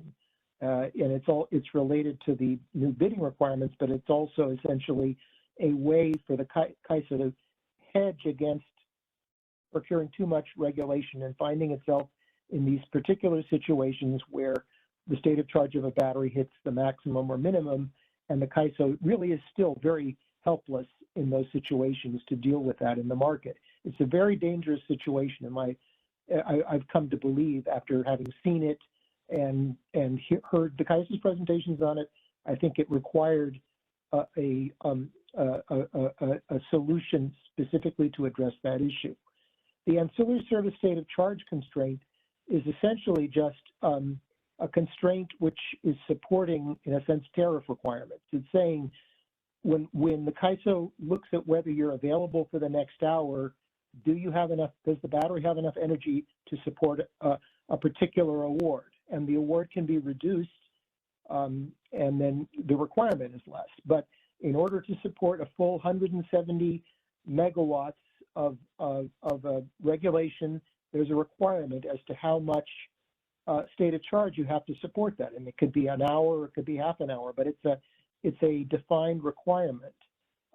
It also applies to spin. You have to, in order to provide spin, you have to be able to discharge for an hour. And I think imbalance reserves are appropriately considered in that, because it's the same idea that within an hour you have you want to know that any solution will be deployable.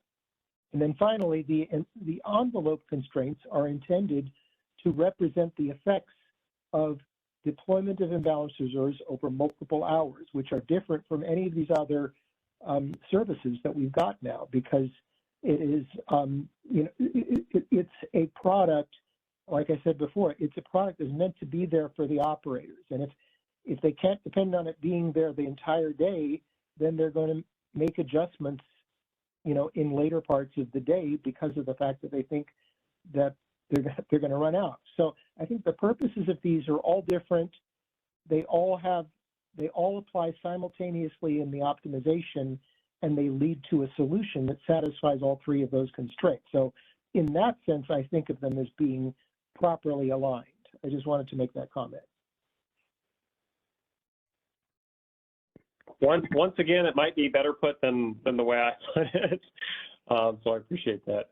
Sorry, Sergio, do you have any feedback there or thoughts? No, thanks for the comment. Okay. Operator, do we have any other questions either on the queue? It doesn't look like on the WebEx we have any. In the phone, maybe? Nope, there are no further questions on the queue. Okay. Sergio, once again, I'd just like to thank you for putting this together. We're certainly taking your recommendations to heart, and I think we've got some serious conversations to have internally. And you know, certainly this isn't the end of the dialogue. We're going to continue talking with CISA and other you know, members of the storage community about how we want to proceed and you know, what prevailing thoughts are.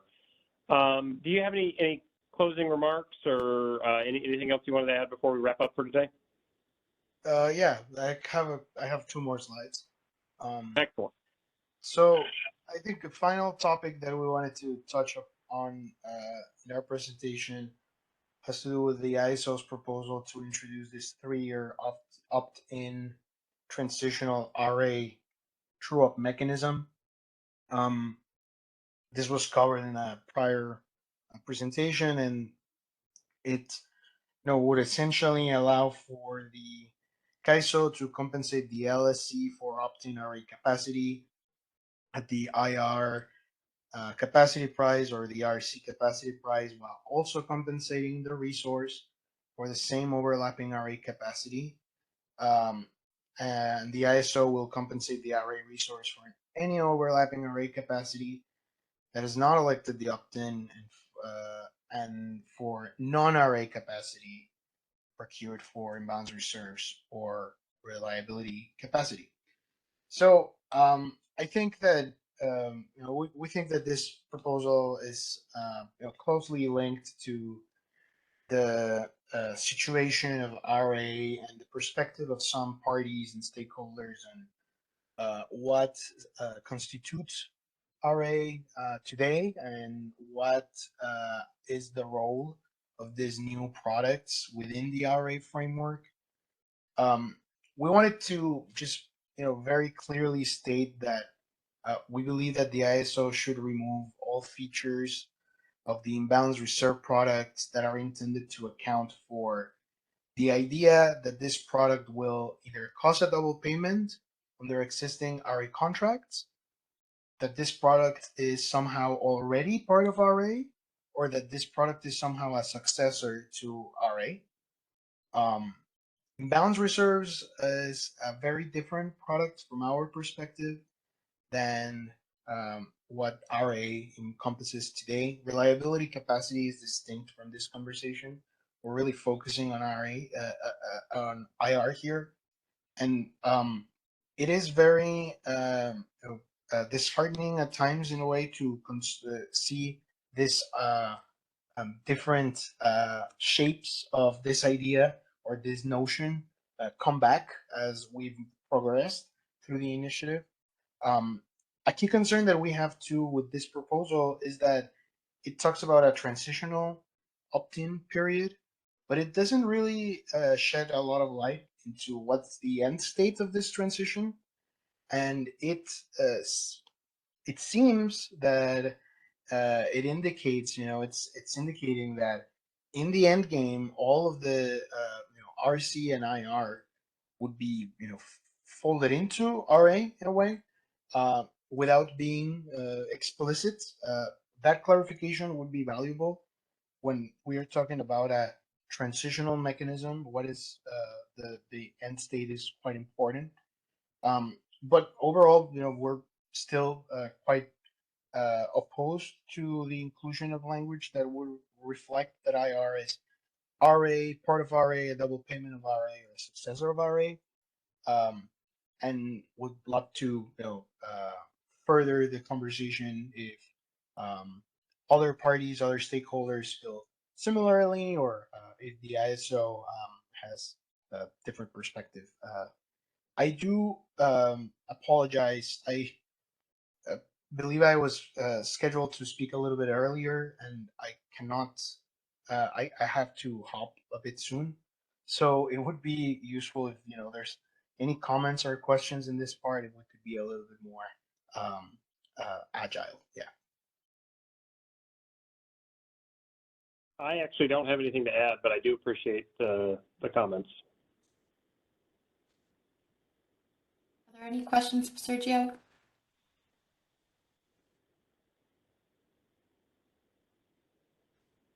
Well, thank you, Sergio, for presenting. Really appreciate you taking the time to speak during the workshop today. Thank you for the time. Yeah. Silas, could you pass the presenting rights back to me? I'm just going to go over our next step slide. and then we will wrap up. So as mentioned at the beginning of the call, we do have comments due on the draft revised final proposal this week on the 20th. And then it's a quick turnaround to getting the revised final proposal out on the 28th. And that will take us to the May Board of Governors. But if you have any questions, you can contact me directly at inicasia@kaiso.com, or you can send an email to the Stakeholder Affairs inbox, which is the other email here on this slide. And then the webpage to the initiative webpage is linked here on this slide also, where you can find all the materials we discussed today, as well as any other initiative related information. So before we conclude, are there any final questions?